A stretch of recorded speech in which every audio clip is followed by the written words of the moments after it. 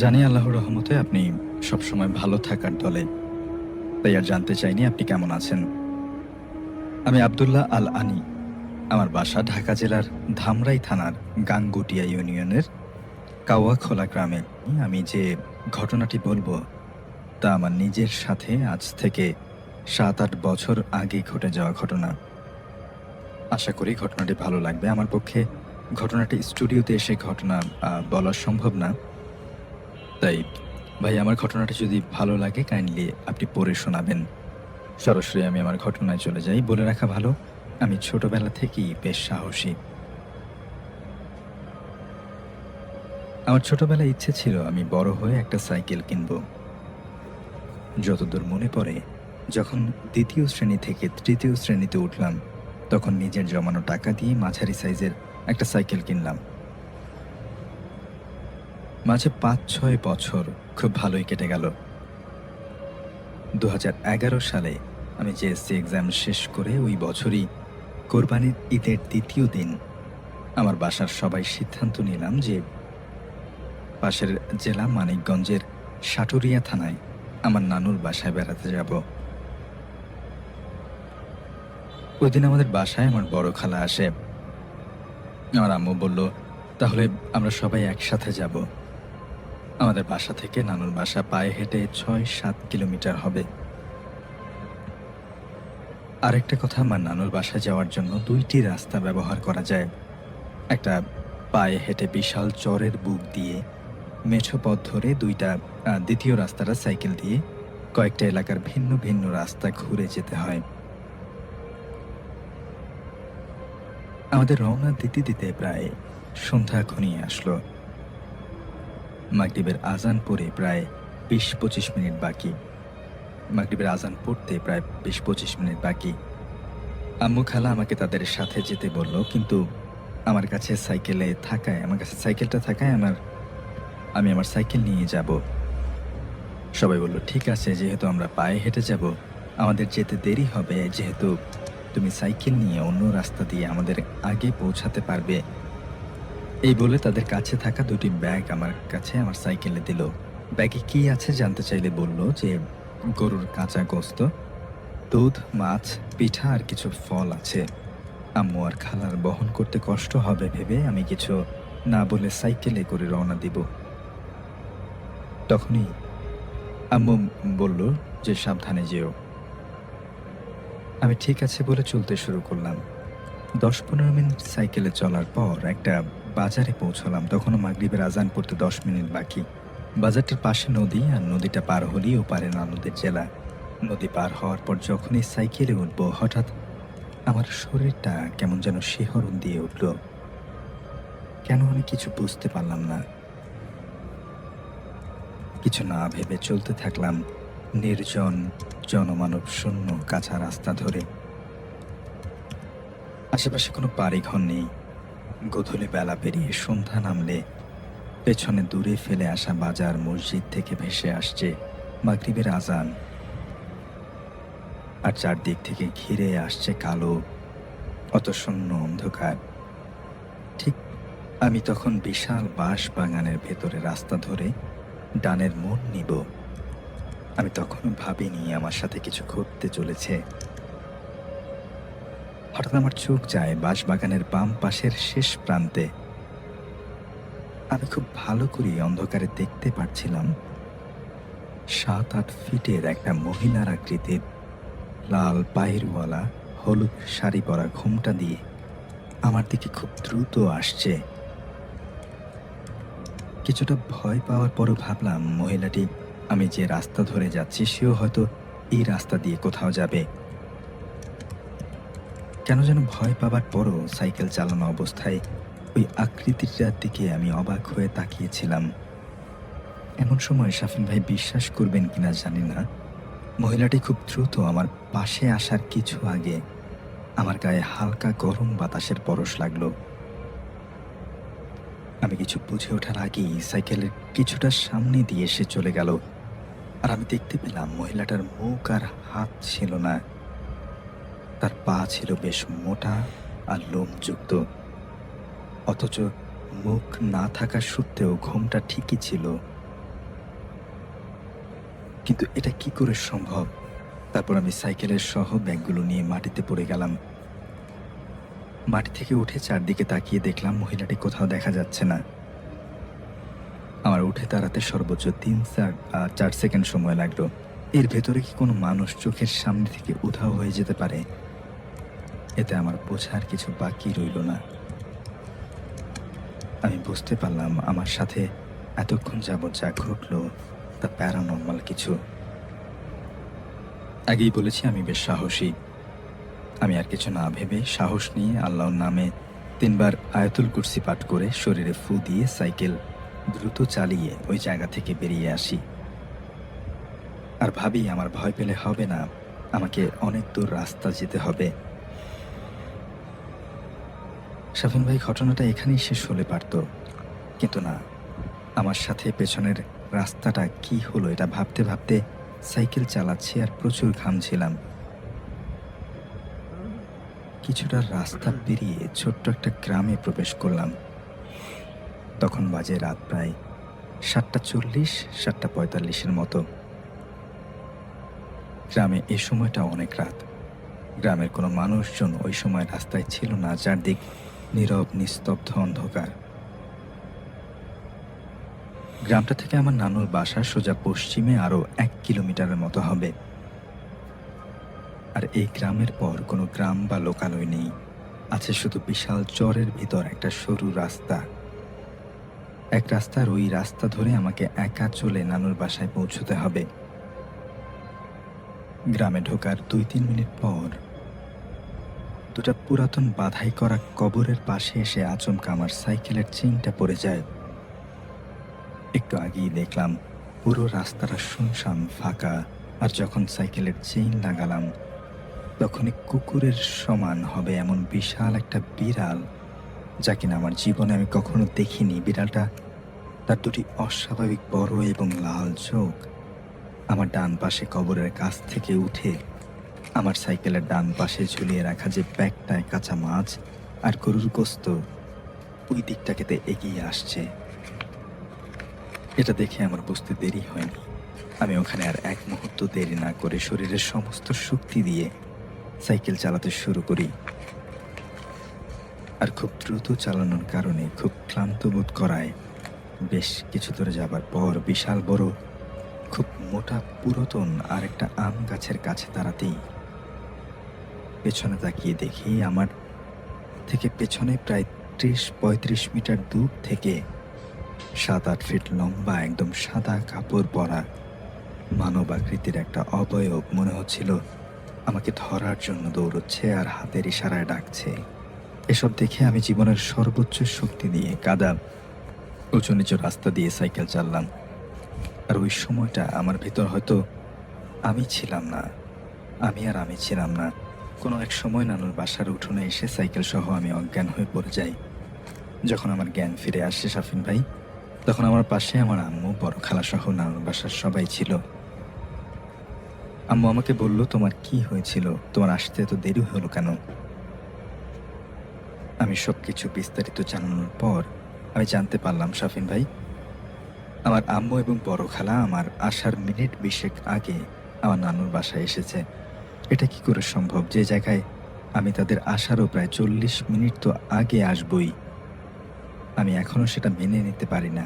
পরে আমাকে আমার আম্মু সহ সবাই ভয় পাওয়ার জন্য ঝাড়ফুঁক করলো। ওই রাত থেকে পরের দিন পর্যন্ত আমার খুব জ্বর ছিল। পরে আমি সুস্থ হই। আর আমার নানু সবাইকে জানালো যে ওই গোধূলির সময়, যাকে আমরা সবাই কালী সন্ধ্যা বলি, ওই সময় আমার একা কাঁচা গোস্ত, মাছ, পিঠা এসব আনা ঠিক হয়নি। কারণ এই সময় খারাপ ভূত, পেতনি, জিন এরা চলাচল করার জন্য উত্তম সময়। আমি হয়তো ওই সময় তাদের চলার পথে বাধা দেওয়ায় বা আমি বাধা পড়ার তাদের অসুবিধা করায় খারাপ কোনো জিন আমার ক্ষতি বা আমাকে মারার জন্য পিছু নিয়েছিল।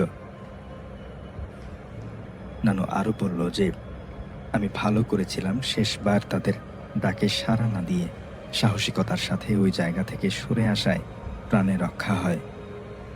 তা না হলে আমার প্রাণটাই চলে যেতে পারত। এই ঘটনাটি হয়তো অনেকে বিশ্বাস করতে কষ্ট হবে, যাদের সাথে এমনটা ঘটে তারাই এটার মর্মতা বুঝতে পারবে।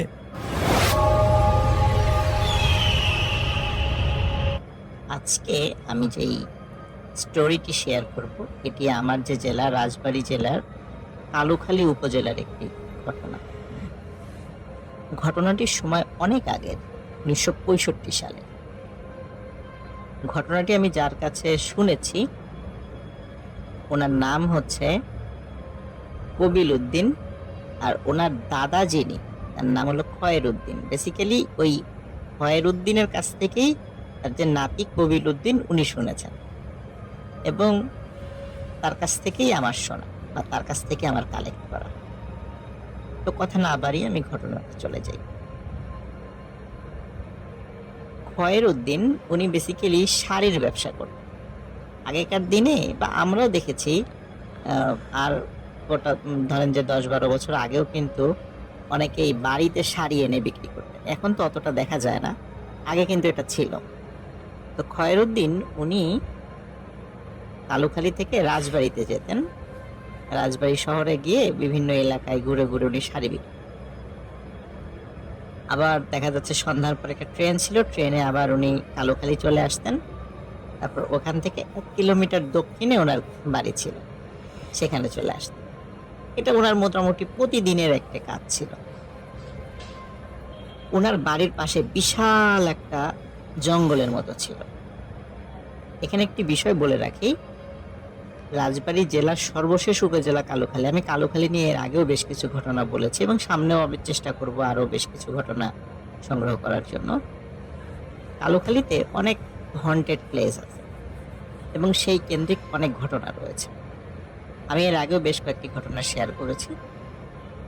তো আজকে আমি আরেকটি ঘটনা আপনাদের সাথে শেয়ার করবো ইনশাল্লাহ। সেই ঘটনাটি ওনার বাসার পাশে বিশাল একটা জঙ্গলের মতো ছিল। এই জঙ্গলটা এমন যে সেখানে যে মানে হিংস্র প্রাণী থাকে, বিষয়টা এমন নয়। দীর্ঘদিন ধরে বিভিন্ন গাছপালা সেখানে হয়েছে, মেহগনি গাছ, করই গাছ, এরকম অনেক গাছ হয়েছে, এবং হতে হতে ছোটখাটো গাছ হতে হতে বেশ একটা জঙ্গলের মতো হয়ে গেছে। তো গ্রামের লোকজন যেটা করতো সেটা হচ্ছে যে ওখানে ওই জঙ্গলে গিয়ে তারা ওই যে পাতা ঝাড়ু দিয়ে নিয়ে আসতো, কারণ জ্বালানি হিসেবে ব্যবহার করার জন্য। জঙ্গলের বিভিন্ন শুকনো ডালগুলোর নিচে পড়ে থাকলে সেগুলো কালেক্ট করতো, জ্বালানি হিসেবে ব্যবহার করতো তারা। তো খয়রুদ্দিনের বাড়িটা ছিল হচ্ছে ওই জঙ্গলের খুব কাছাকাছি। তো এমনিতে মানে সবাই এভাবেই জঙ্গলে আসা যাওয়া করতো, তেমন কোনো সমস্যা ছিল না।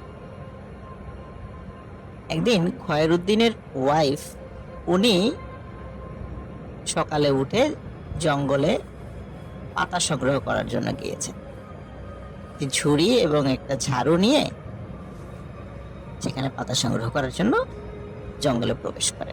পাতা সংগ্রহ করতে করতে করতে করতে হঠাৎ করে উনি যখন পাতা ঝাড়ু দিচ্ছিলেন, ওনার যে ঝাড়ু এমন একটা জায়গায় এসে ঠেকে যায়, এটা কিন্তু দিনের বেলার ঘটনা, এমন একটা জায়গায় এসে ঠেকে যায় একটা মানুষের পায়ের মতো মনে হচ্ছে। উনি স্বাভাবিকভাবে যখন পায়ের এই নিচের দিক থেকে উপরের দিকে তাকান, তখন উনি চিৎকার দিয়ে উঠে মানে এই ঝাড়ু এবং মানে ঝুড়ি এগুলো ফেলেই উনি চিৎকার করতে করতে বাড়িতে চলে আসেন। বাড়িতে এসে উনি সেন্সলেস হয়ে যান। এখন ওনার যখন জ্ঞান ফেরানো হয় তখন বলে কি হয়েছে, বলে যে আমি জঙ্গলে পাতা ঝাড়ু দিচ্ছিলাম, হঠাৎ করে দেখি একটা মানুষের মতো পা। আমি যখন উপরের দিকে তাকালাম তখন দেখলাম একটি মাটির নারী মূর্তি, শাড়ি পরা, সাথে 2-3 জন বাচ্চা আছে, সেগুলোও মূর্তি।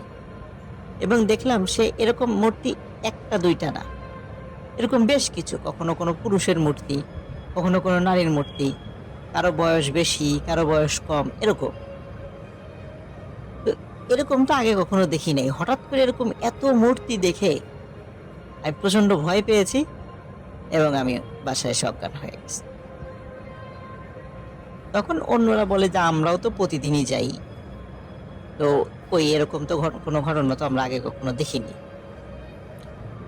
তো সবাই বলে এটা তোমার মনের ভুল, এইভাবে বলে মানে সবাই তাকে একটু সান্ত্বনা দেয়। এখন খয়রুদ্দিনের ওয়াইফের মনে যেহেতু ভয় লেগেছে, উনি আর পরের দিন ওই বাগানে পাতা ঝাড়ু দিতে যাননি। পরের দিন যে ঘটনা ঘটে, একই ঘটনা আরেকজন মহিলার সাথে ঘটে। সেও তো একই অবস্থা, কিন্তু সে আর বাড়ি পর্যন্ত আসে নাই। সে ওইরকম মূর্তি দেখে ওখানেই চিৎকার দিয়ে সেন্সলেস হয়ে গেছে। পরবর্তীতে অন্য কোনো মহিলা সেখানে গিয়েছে পাতা ঝাড়ু দেওয়ার জন্য, তাকে ওরকম সেন্সলেস অবস্থায় দেখে সে অন্যদেরকে ডাকাডাকি করেছে, সবাই এসে তাকে ওখান থেকে উদ্ধার করে নিয়ে গেছে। সে তখন যখন ঘটনাটি বলেছে, তখন খয়রুদ্দিনের ওয়াইফের ঘটনার সাথে তার ঘটনা মিলে যায়। তখন এলাকাতে একটি আতঙ্ক বিরাজ করে যে এই জঙ্গলে এরকম মূর্তিগুলো আসে কোত্থেকে। কিন্তু সমস্যা হলো, যখন 2-3 জন একসাথে সেখানে যায়, সেখানে কিন্তু কোনো মূর্তি দেখা যায় না। তো একা ওখানে গেলেই এই টাইপের মূর্তি দেখা যায়। এটা হলো একটা বিশাল সমস্যা। এখন মানুষ ভয় পাচ্ছে। ওদিকে আশেপাশে যে বাড়িগুলো ছিল, এই বাড়িগুলো তাদের জ্বালানির যে সমস্ত কাঠ বা পাতা এগুলো সংগ্রহ করতেই কিন্তু ওই জঙ্গল থেকে। তখন তারা ওই জঙ্গলে যেতে পারছিল না। বেশ একটা মুসিবত হয়ে গেল, কারণ সবাই ভয় পাচ্ছে যে এরকম মূর্তি দেখা যায় সেখানে। কিন্তু এরকম মূর্তি তো মানুষ সাধারণত তৈরি করে না। বিভিন্ন পূজার সময়ও কিন্তু এগুলো এই ধরনের মূর্তি তৈরি হয় না, যে বিভিন্ন বয়সের স্বাভাবিক মানুষের মূর্তি এরকম কিন্তু আসলে গ্রামে গঞ্জে তৈরি হয় না, বা কখনো সাধারণত কেউ তৈরি করেও না। কিন্তু ওইখানে কোত্থেকে আসলো এগুলো? এখন মানুষ, বিশেষ করে গ্রামের লোকজন, কেউ ভয়ে ওই জঙ্গলের ধারের কাছেও যায় না। খয়রুদ্দিন একদিন রাজবাড়ি থেকে যখন ফিরছিলেন, ওই দিন ট্রেনটা দেরি হয়ে যায়। রাজবাড়ি থেকে সন্ধ্যার দিকে ট্রেনটা ছাড়তো, তো উনি কালুখালী আসতে খুব বেশি সময় লাগে না। উনি যখন ওই দিন দেরি হয়ে যায়, দেরি বলতে তখন রাত বাজে প্রায় 9টা। আর 1965 সালে রাত 9টা মানে কিন্তু অনেক রাত। তখন তো ওইদিকে ইলেকট্রিসিটি ছিল না, এই কারণে ঘুটঘুটে অন্ধকার ছিল ওই সময়। উনি আসছিলেন, যেহেতু ওনার বাসা ওই জঙ্গলের পাশ দিয়ে যেতে হবে। খয়রুদ্দিন উনি জঙ্গলের পাশ দিয়ে ওনার বাসার দিকে যাচ্ছিলেন। তো হঠাৎ করে আমার মনে হলো, দূরে একজন মহিলা সাথে একটি বাচ্চা হাঁটাহাঁটি করছে। আমরা ক্ষেতের আইল বলি, 2 ক্ষেতের মাঝখানে একটু উঁচু মাটির চলার পথ, একটি ক্ষেত থেকে আর একটা ক্ষেতকে আলাদা করার জন্য এরকম মাটির একটি বাঁধের মতো ছোট দেয়া হয়, এটাকে আমরা আইল বলি। অনেকের গ্রামেই আশেপাশে হয়তো বা এই শব্দটাই ব্যবহার করেন। উনি খেয়াল করেন, খয়রুদ্দিন এই আইলের উপরে একজন মহিলা একটি বাচ্চা হাঁটাহাঁটি করছে, দূর থেকে যতটুকু মনে হয়েছে। ওদিন অন্ধকার থাকলেও মোটামুটি যতটুকু হালকা আলো আছে ততটুকু মনে হয়েছে আমার। তখন উনি চিন্তা করলেন যে এত রাত্রে এখানে কে হতে পারে। উনি যেহেতু মাঝে মাঝে রাতের বেলা আসতেন এবং সাহসী লোক ছিলেন, আর দীর্ঘদিন ধরে উনি রাতের বেলা আসেন, এই টাইপের কোনো ঘটনা বা এই জঙ্গলের পাশ দিয়ে আসছেন, কোনো ঘটনা ওনার কখনো চোখে পড়েনি বা ঘটেওনি। কিন্তু যেহেতু জঙ্গল কেন্দ্রিক একটি বিষয় চতুর্দিকে আলোচনা হচ্ছিল, তখন উনি মনে একটু ভয় পেলেও চিন্তা করেন, সেগুলো তো মূর্তির কথা, সবাই তো মূর্তি দেখেছে, এগুলো তো মানুষ হাঁটাচলা করছে, মনে হয় আশেপাশে বাড়ির কোনো লোকজন হবে, আসছে এখানে। অনেক সময় ক্ষেতের আইল যখন কোনো কারণে যদি ফেটে যায়, তখন কিন্তু রাতের বেলা হলেও খবর পেলে কৃষকরা এসে সেটা আবার বন্ধ করে দেন, বা যেই সেটা মেরামত করে না। উনি চিন্তা করেন হয়তো এরকম কোনো কাজেও কেউ আসতে পারে। উনি যখন হাঁটছিলেন, হঠাৎ করে উনি খেয়াল করলেন ওই একজন মহিলা এবং বাচ্চা তার কাছে আসলো, এসে বলল, তোমার কাছে কি শাড়ি এখনো আছে? তখন খয়রুদ্দিন বলল, হ্যাঁ আছে তো, সব শাড়ি তো আজকে আর বিক্রি হয়নি। তখন বলল, আমাকে একটা শাড়ি দাও। তখন খয়রুদ্দিন বলল, এই রাতের বেলা তুমি কিভাবে শাড়ি দেখবা? দিনের বেলা আমার বাসায় আসো, তখন দেখে শুনে একটা ভালো দেখে একটা শাড়ি নিয়ে যেও। বলে, না আমার কোনো সমস্যা না, আমি রাতের বেলায় দেখতে পারবো, তোমার শাড়ির এই গাইডটা খোলো। তো খয়রুদ্দিন খুব অবাক হন, কি ব্যাপার, এই রাতের বেলা এই মহিলার চেহারায় আমি ভালো করে দেখতে পাচ্ছি না, অথচ সে রাতের বেলা শাড়ি কিনতে চায়। তো উনি খুব অবাক হন খয়রুদ্দিন। তারপরও ওই মহিলা পিড়াপিড়ি শুরু করেন যে না, আমাকে শাড়ি দিয়ে যেতেই হবে। তখন বাধ্য হয়ে উনি ওনার গাইডটি মাথার থেকে নামান এবং গাইডটা খুলে বলেন যে নাও, এখন তুমি কোনটা নিবা এই অন্ধকারের মধ্যে। তখন ওই মহিলা ওখান থেকে একটা শাড়ি নেন, বলে যে এই শাড়িটা আমি নিলাম, এটা আমার ভালো লেগেছে। তখন বললে যে ঠিক আছে, শাড়ি তো ভালো লেগেছে, এখন দামটা। তখন উনি বলেন যে ঠিক আছে, দামটা আমি পরে তোমাকে দিয়ে দিব, এখন দিব না, তোমাকে আমি পরে তোমার বাসায় পৌঁছে দেবো। খয়রুদ্দিন বলে, আমি তো তোমাকে চিনি না, কিভাবে আমি তোমার কাছ থেকে দাম নিব, আর তুমি কিভাবে দিয়ে যাও, তুমি যদি দামটা না দাও। তখন ওই মহিলা বলে যে আমি এই জঙ্গলেই থাকি, দামের দরকার হলে জঙ্গলে এসো, আমি তোমাকে দাম দিয়ে দিব, আর না হলে আমি নিজে গিয়ে তোমার বাসায় দাম দিয়ে আসবো। এই কথা শোনার সাথে সাথে খয়রুদ্দিন পায় ভয়। এই জঙ্গলে থাকে মানে এই জঙ্গলে তো কোনো মানুষ থাকে না, আর এত রাতের বেলা এই জায়গা তো কোনো মহিলা আসার কথাও না। তো উনি খুব ভয় পান। ভয় পেলেও উনি সারা শরীর ঘামতে থাকে, কিন্তু কোনো কথা বলেন না। উনি দেখেন যে ওই মহিলা তার বাচ্চা সহ ওই জঙ্গলের ভিতরে ঢুকে গেল। খয়রুদ্দিন তাড়াতাড়ি ওনার শাড়ির যে গাইডটা আছে সেটা তাড়াতাড়ি নিয়ে, ওনার বাসা তো কাছেই ছিল, বাড়িতে চলে যান, গিয়ে সব ঘটনা খুলে বলেন। তখন ওর পরিবারের সদস্যরা খুব ভয় পায় যে গ্রামে কি শুরু হলো, আমরা এই জঙ্গলের পাশ দিয়ে যেতে পারছি না, জঙ্গলের ভিতরে ঢুকে আমরা কাঠ বা পাতা সংগ্রহ করতে পারছি না, এই ঘটনা কেন ঘটছে বারবার। এখন মানুষজনের দেখা যাচ্ছে যে কিছু মানুষ এগুলো একটু কম বিশ্বাস করত, তারপরেও তারা জঙ্গলের আশেপাশে যাওয়া শুরু করে, জঙ্গলের ভিতরে ঢোকে। দেখা যায় একসাথে তখন ৩-৪ জন ঢুকতো, বিশেষ করে মহিলা মানুষ ঢুকতো না, তখন পুরুষ মানুষ ঢোকা শুরু করে কাঠ বা পাতা সংগ্রহ করার জন্য। প্রথমে যখন ২-৩ জন মিলে ঢুকতো, প্রথম দিকে কেউ কিছু দেখতো না, কিন্তু পরবর্তীতে দিনের বেলাতেই এই জিনিসগুলো তারা দেখা শুরু করে। কিন্তু তখন আর কোনো মানুষের মূর্তি তারা দেখতো, তখন দেখতো যে বিভৎস চেহারার কোনো দানব আকৃতির বা বিভৎস চেহারার কোনো মানুষের মূর্তি তারা বিভিন্ন জায়গায় ওই জঙ্গলের মধ্যে দেখতে পেত, এবং তারা ভয়ে সেখান থেকে দৌড় দিয়ে বের হয়ে। এই ঘটনাগুলো যখন কন্টিনিউ হচ্ছিল এবং কেউ যখন জঙ্গলে আর যেতে পারছিল না তাদের প্রয়োজনীয় জিনিস সংগ্রহ করার জন্য, তখন ওই সময় রাজবাড়ির একজন ভালো হুজুরের শরণাপন্ন হয় যে এই ঘটনাটা কেন ঘটছে। তখন ওই হুজুর একটু সময় নেন, সময় নিয়ে পরে বলেন যে ওখানে বেশ কিছু জিন পরিবার এসে বসবাস করা শুরু করেছে ওই জঙ্গলে, তোমরা ওখানে যাও, তারা সেটা পছন্দ করে না। তখন তারা বলে যে আমাদের আশেপাশে যেই যতগুলো এই ছোট্ট গ্রামে যে কয়টা পরিবার আছে, আমরা তো জ্বালানি, যে সমস্ত কাঠ বা মানে পাতা, এগুলো তো ওইখান থেকে সংগ্রহ করি, আমরা যদি ওই জঙ্গলে না যাই তাহলে আমরা রান্না করার জন্য উপকরণগুলো কোথায় পাবো, আমরা তো অন্য কোথাও যেতে পারছি না। আমাদের তো আর ওই জায়গাটা সরকারি খাস জমি ছিল, ওটা কোনো ব্যক্তি মালিকানা যেহেতু ছিল না, তো এই জন্য তারা অনেকেই ওই জঙ্গলের পাতা বা অন্য কিছুর উপর নির্ভরশীল ছিলেন।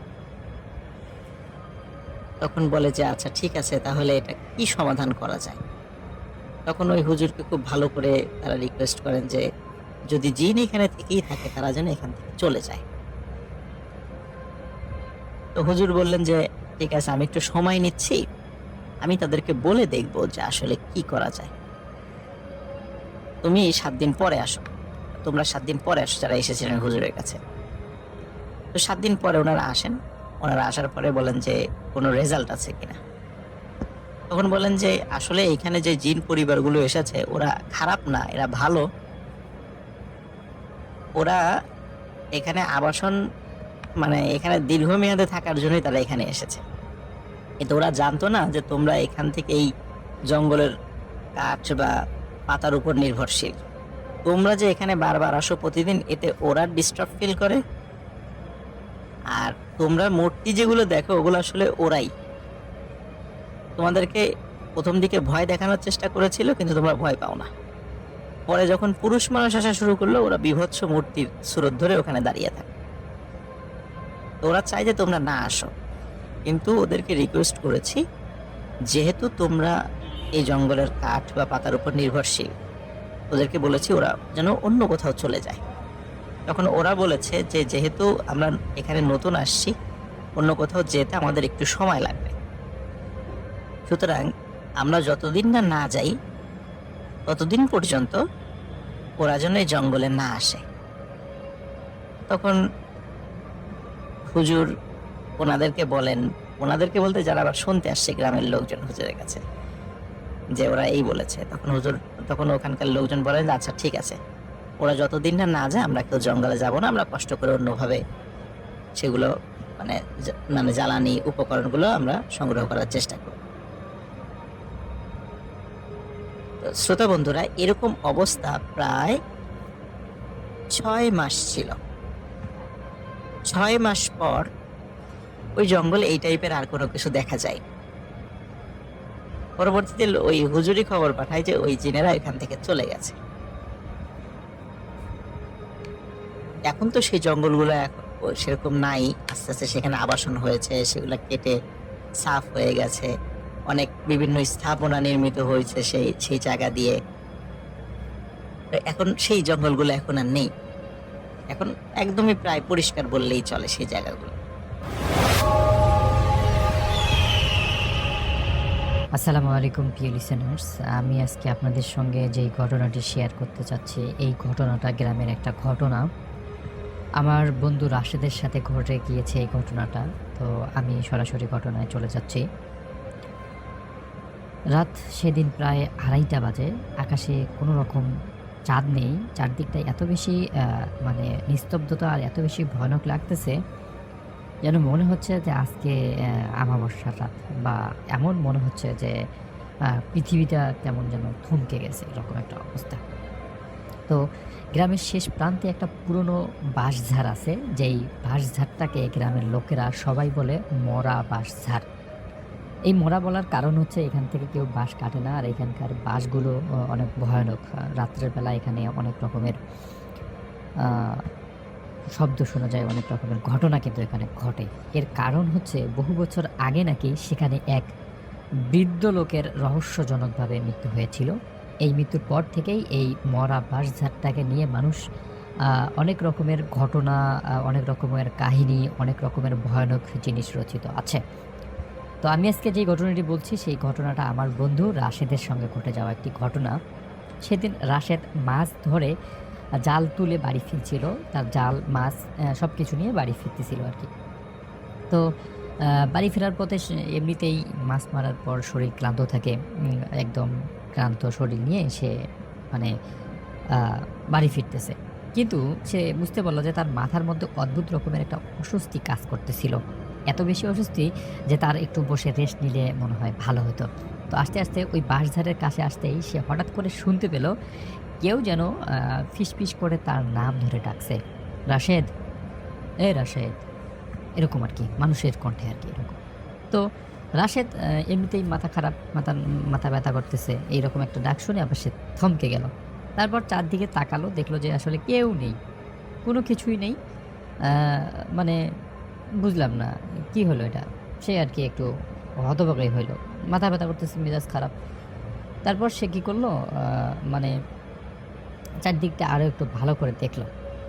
দেখার পর দেখলো যে কেউ নেই। তারপর সে সামনে আরেকটু এগিয়ে গেল। তখন দেখলো যে বাইরে কোনো বাতাস নেই, কোনো কিছুই নেই। তারপরেও বাঁশগুলো যেন আস্তে আস্তে দুলছে। তার হৃৎপিণ্ড যেভাবে মানে নিঃশ্বাস নিতে যেরকম একটা সময় লাগে, সেই সময় মানে মেনটেন করে বাঁশগুলো দুলছে আর কি।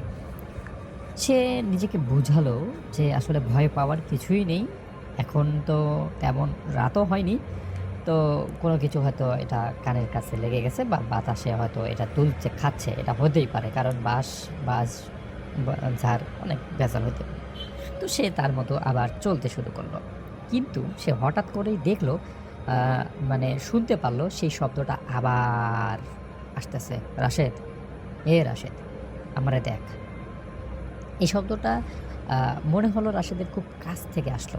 মানে এমন একটা শব্দ যেই শব্দটা তার মানে ভিতর থেকে আসতেছে এই টাইপের আরকি। তারপর রাশেদ ধীরে, ধীরে মানে আস্তে, আস্তে ঘুরে, ঘুরে তাকালো। কিন্তু কোনো কিছু দেখতে পেল না। তো সে কি করলো মানে থেকে তার পায়ের সামন থেকে এক মুঠো মাটি নিল। মাটি নিয়ে চতুর্দিক দিয়ে ঢিল মারল আরকি। "যা, যা" এভাবে বলল আরকি। মানে সে তাড়াই দিল এই টাইপের। এটা করে সে যাইতে থাকলো। তার ৫-৬ কদম আগানোর পরে আবারও সেই একই শব্দ। "রাশেদ, রাশেদ আমার দিকে দেখ।" এটা যখন শুনল এবার রাশেদ একটু সত্যিই আরকি ভয় পেয়ে গেল। তারপর সে আস্তে করে আ মানে পিছনে ঘুরে তাকালো। আর দেখলো আ আ মানে এমন একটা দৃশ্য, যে দৃশ্যটা আসলে তার উম জীবনের ১ম তার সঙ্গে এটা হয়েছে। সে আমার সঙ্গে যেভাবে শেয়ার করছে আরকি। আমি ঐরকম আরকি ভয়ে বলতে পারতেছি না। বাট সে যেভাবে আমাকে বলেছে সেভাবেই বলতেছি। সে দেখলো যে একটা বৃদ্ধ সাদা শাড়ি পরা, মাথা নিচু করে অ্যা মানে দাঁড়িয়ে আছে ঠিক বলা যাবে না। সে মাটি থেকে অনেকটা উপরে, মনে হচ্ছে যে হাওয়ায় ভাসছে এরকম আরকি টাইপের দাঁড়িয়ে আছে। তারপর সে জিনিসটা বেশ কিছুক্ষণ দেখলো। দেখলো যে চুলগুলো দিয়ে মুখটা একদম ঢেকে রাখা। মুখটা একদমই দেখা যাচ্ছে না। আর চুলের ফাঁক দিয়ে ২ টা জ্বলজ্বল করা শুধু লাল রঙের চোখ দেখা যাচ্ছে। ঠিক এই মুহূর্তে রাশেদ কি করবে বুঝতে পারতেছে না। তারপর সে বলল কি যে, "আমি এখানে থাকার কোনো প্রয়োজনই নেই।" সে দৌড় দিতে চাইল। ঠিক তখনই দেখল যে তার পা যেন মানে চলতেছে এটা। এমনিতেই শরীর এত বেশি ক্লান্ত, তার উপর আবার এরকম একটা ভয়ের জিনিস, সে সবকিছু মিলে তার পা সামনে নিতেই পারতেছে না। তারপর ওই যে যেটা সাদা অবয়ব ছিল তার সামনে, সেটা ধীরে, ধীরে তার দিকে এগিয়ে আসতেছে এবং মানে রাশেদ তো কোনোভাবে নড়তে পারতেছে না। আর সেই অবয়বটা ধীরে, ধীরে তার খুব কাছাকাছি চলে আসছে। তারপর রাশেদ বলল যে, "আপনি কে? কি চান? এখানে কি করছেন?" এই এত কিছুর প্রশ্নের উত্তর কোনো কিছুই পেল না। তারপর সেই বৃদ্ধটা হঠাৎ তার মুখটা তুলে ধরল রাশেদের সামনে। দেখল যে মুখে কোনো চামড়া নেই, শুধু হাড় আর কালো ফাঁকা গর্ত। চোখের অংশটায় কোনো চোখ নেই, শুধুমাত্র লাল কিছু একটা যেন জ্বলজ্বল করে জ্বলছে।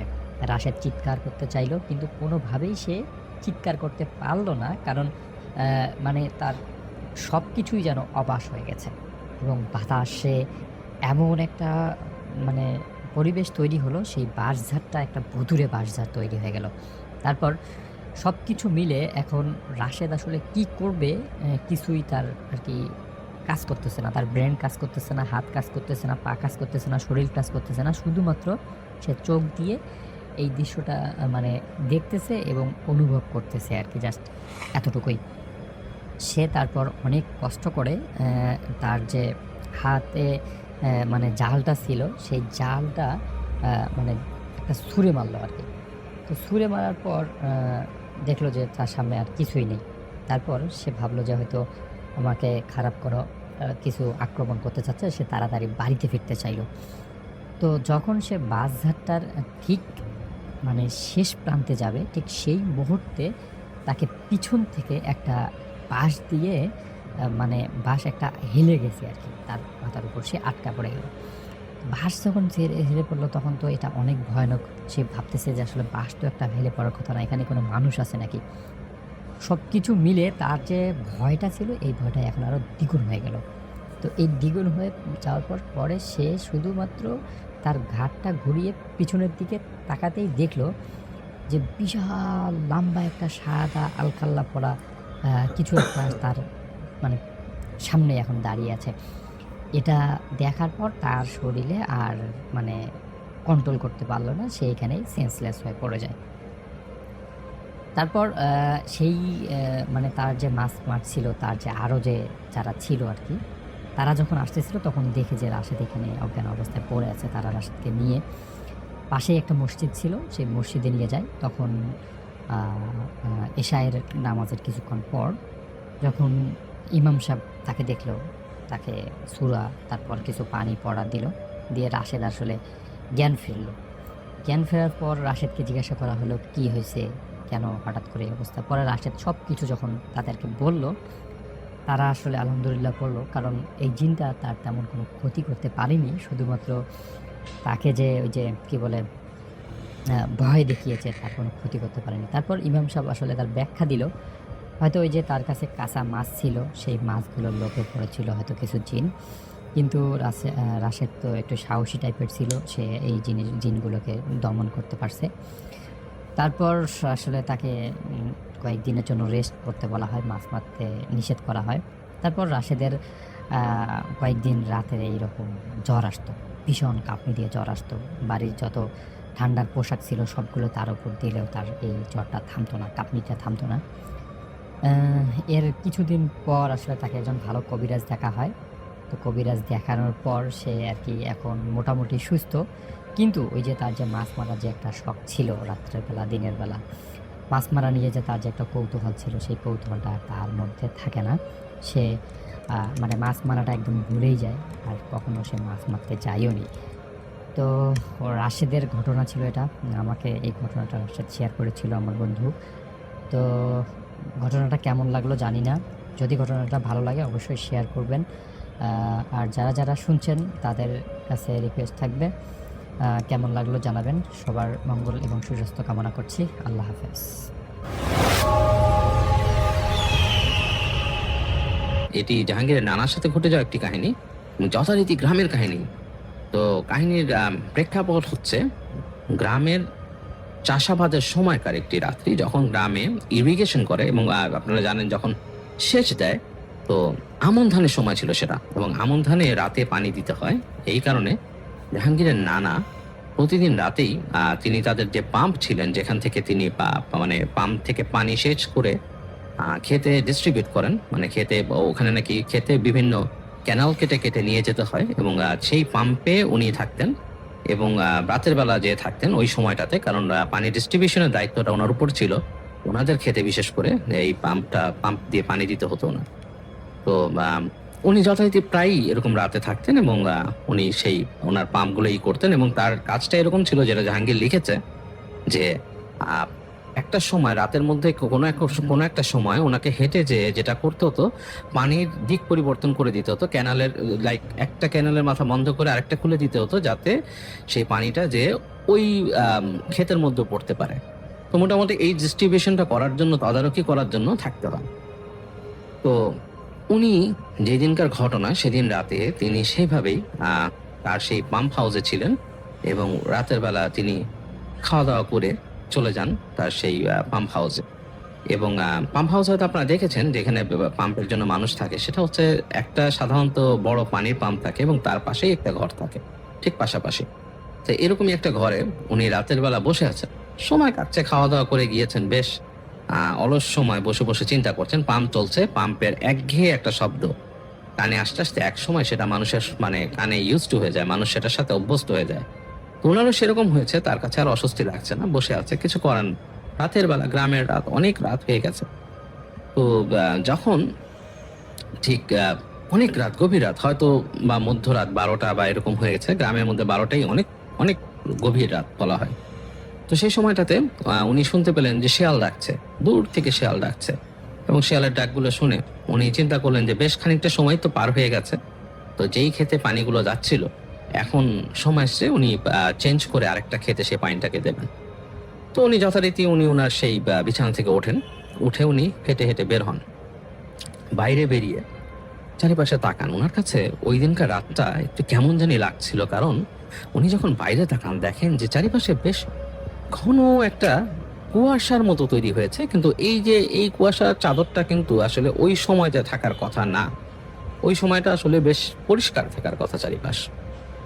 তো যেটা হয়, উনি বেশ মানে আসলে একটু ওয়ারিড হন। উনি চিন্তা করেন যে এরকম হলে তো বেশি দূর পর্যন্ত দেখা যাচ্ছে না। ওনার সাথে তখন বাতিও ছিল না, ওনার সাথে যে একটা লাইট, বা অনেকে আছে যে অনেকে গ্রামে দেখা যাচ্ছে যে 3 ব্যাটারির লাইট ক্যারি করে, বা অনেকে 2 ব্যাটারির লাইটও ক্যারি করে।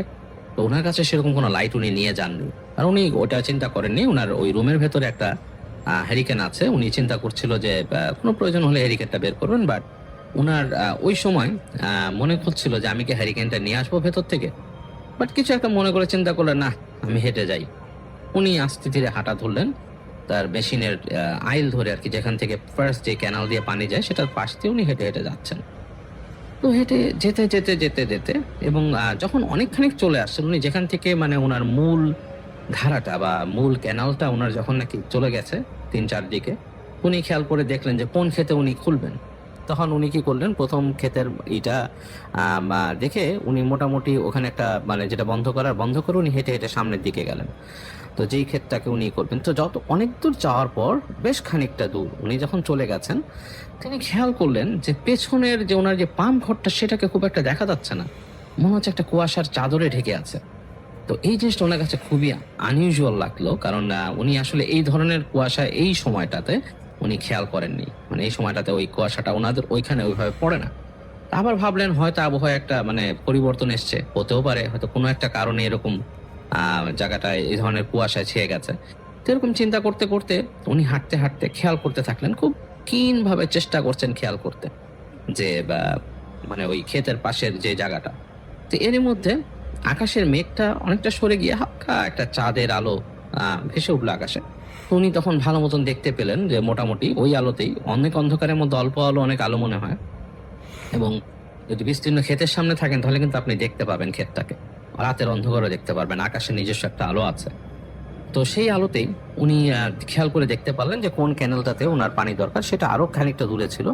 তো উনি হেঁটে হেঁটে সেই পর্যন্ত গেলেন এবং যে সেই ক্যানেলের ওই ক্ষেতের মুখটা উনি খুললেন যেখানে পানি ঢুকবে, এবং যথারীতি ওখানে পানি ঢোকা শুরু করলো। তো উনি কিছুক্ষণ অবজার্ভ করে উনি ব্যাক করলেন। তো এর মধ্যে উনি যখন ব্যাক করে আসছেন, তো উনি মানে আর কি উনি খেয়াল করলেন যে চাঁদের যে অংশটা বেরিয়েছিল সেটা আবার মেঘে ঢেকে গেছে, এবং সামনের দিকে কিন্তু কুয়াশার মতো অন্ধকার চাদর। উনি কিন্তু দূরে পাম্প মেশিনটা দেখতে পাচ্ছেন না, যার শব্দ শুনছেন। উনি যাচ্ছেন, এর মধ্যে মাঝে মাঝে আলো একটু বেরিয়ে আসছে, একটু আলো বেড়ে যাচ্ছে, আবার আলো কমে যাচ্ছে। এই শব্দটা উনি এই আলোতে উনি খেয়াল করছেন, এবং পাম্পের সেই একঘেয়ে শব্দ, এবং সেই ওই আলোতেই, সে আকাশের আলোতেই উনি পথ চলছেন, আস্তে আস্তে করে হেঁটে যাচ্ছেন সেই ক্ষেতের পাড় ধরে। এবং বেশ কিছু দূর যাওয়ার পরে হঠাৎ উনি বুঝতে পারলেন ওনার মধ্যে একটা উইয়ার্ড ফিল আসলো, মানে একটা অন্যরকম একটা ফিল ওনার মধ্যে আসলো। ওনার হঠাৎ মনে হলো ঠিক পেছনে পেছনে যদি কেউ হাঁটে, আমরা যদি কাউকে ফলো করে যাই, না আমার পেছনে যদি কেউ থাকে যেরকম লাগবে, ওনার কাছে সেরকম লাগা শুরু করলো। মনে হলো কিছু একটা আসছে। উনি একটু চিন্তা করলেন, একবার ভাবলেন যে ঘাড় ফিরিয়ে তাকাবেন কিনা, কিন্তু গ্রামে এরকম একটা ব্যাপার আছে, গ্রামে বলা হয় যে কেউ পেছনে যদি আসে, গ্রামে এই ধরনের কুসংস্কার বা এই ধরনের কথা প্রচলিত আছে, কুসংস্কার বলি বা যে কথা প্রচলিত মিথ সেটাই বলি, যে গ্রামে একটা কথা প্রচলিত আছে যে ঘাড় ফিরিয়ে তাকালে অনেক সময় ঘাড়টাকে মটকে দেয় খারাপ কোনো কিছু থাকলে। তো তিনি এটা হঠাৎ ওনার মনে পড়াতে উনি ঘাড় ফিরিয়ে আর তাকান না, উনি নিজেই পুরোপুরি শরীরটাকে ঘুরিয়ে দেখেন। তো উনি যখন ঘুরিয়ে দেখেন কিচ্ছু নেই ওনার পেছনে, এবং ওই আকাশের আলোতেই মনে হচ্ছে যে জায়গাটা মানে পুরো যতদূর দেখা যাচ্ছে ওখানে কোনো মানুষ বা কোনো কিছুই নেই। তো উনি আবার ঘুরে আবার হাঁটা ধরেন।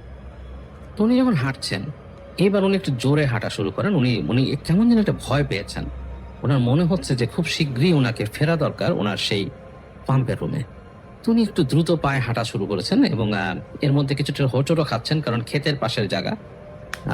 এর মধ্যে উনি হঠাৎ খেয়াল করলেন ওনার পেছন থেকে, মানে বেশ খানিকটা পেছন থেকে মনে হলো সরসর করে দুই পাশে কিছু ক্ষেতের মতো ছিল, ছোট ছোট ধান ছিল আর কি, ধান ক্ষেত যে ছিল সেটাকে মারিয়ে বা সেটাকে মানে দুমড়ে মুচড়ে কিছু আসছে ওনার পেছনে। উনি এই অবস্থা উনি ঝেড়ে দৌড় দিলেন অন্ধকারে।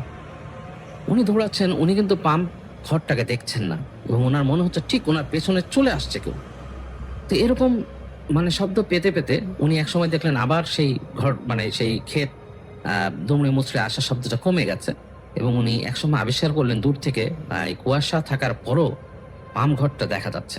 তো উনি দৌড়ে তাড়াতাড়ি আস্তে আস্তে ফিরে আসলেন পাম ঘরে, এবং এসে উনি একটু হাঁপ ছেড়ে বাঁচলেন। হাঁপ ছেড়ে গেছে, উনি ঢুকলেন ভেতরে। ঢুকে দেখলেন যে ওনার হারিকেনটা নেভানো, ওনার যে হ্যারিকেনটা জ্বলছিল হালকা নিভু নিভু আলো, সেটা নেভানো, সেখানে আলো নেই। তো এটা দেখে উনি চিন্তা করলেন যে এখন এটাকে আবার জ্বালানো আরেক ঝামেলা, কারণ এই অন্ধকারের মধ্যে উনি ম্যাচ কোথায় রেখেছেন ওনার খেয়াল নেই।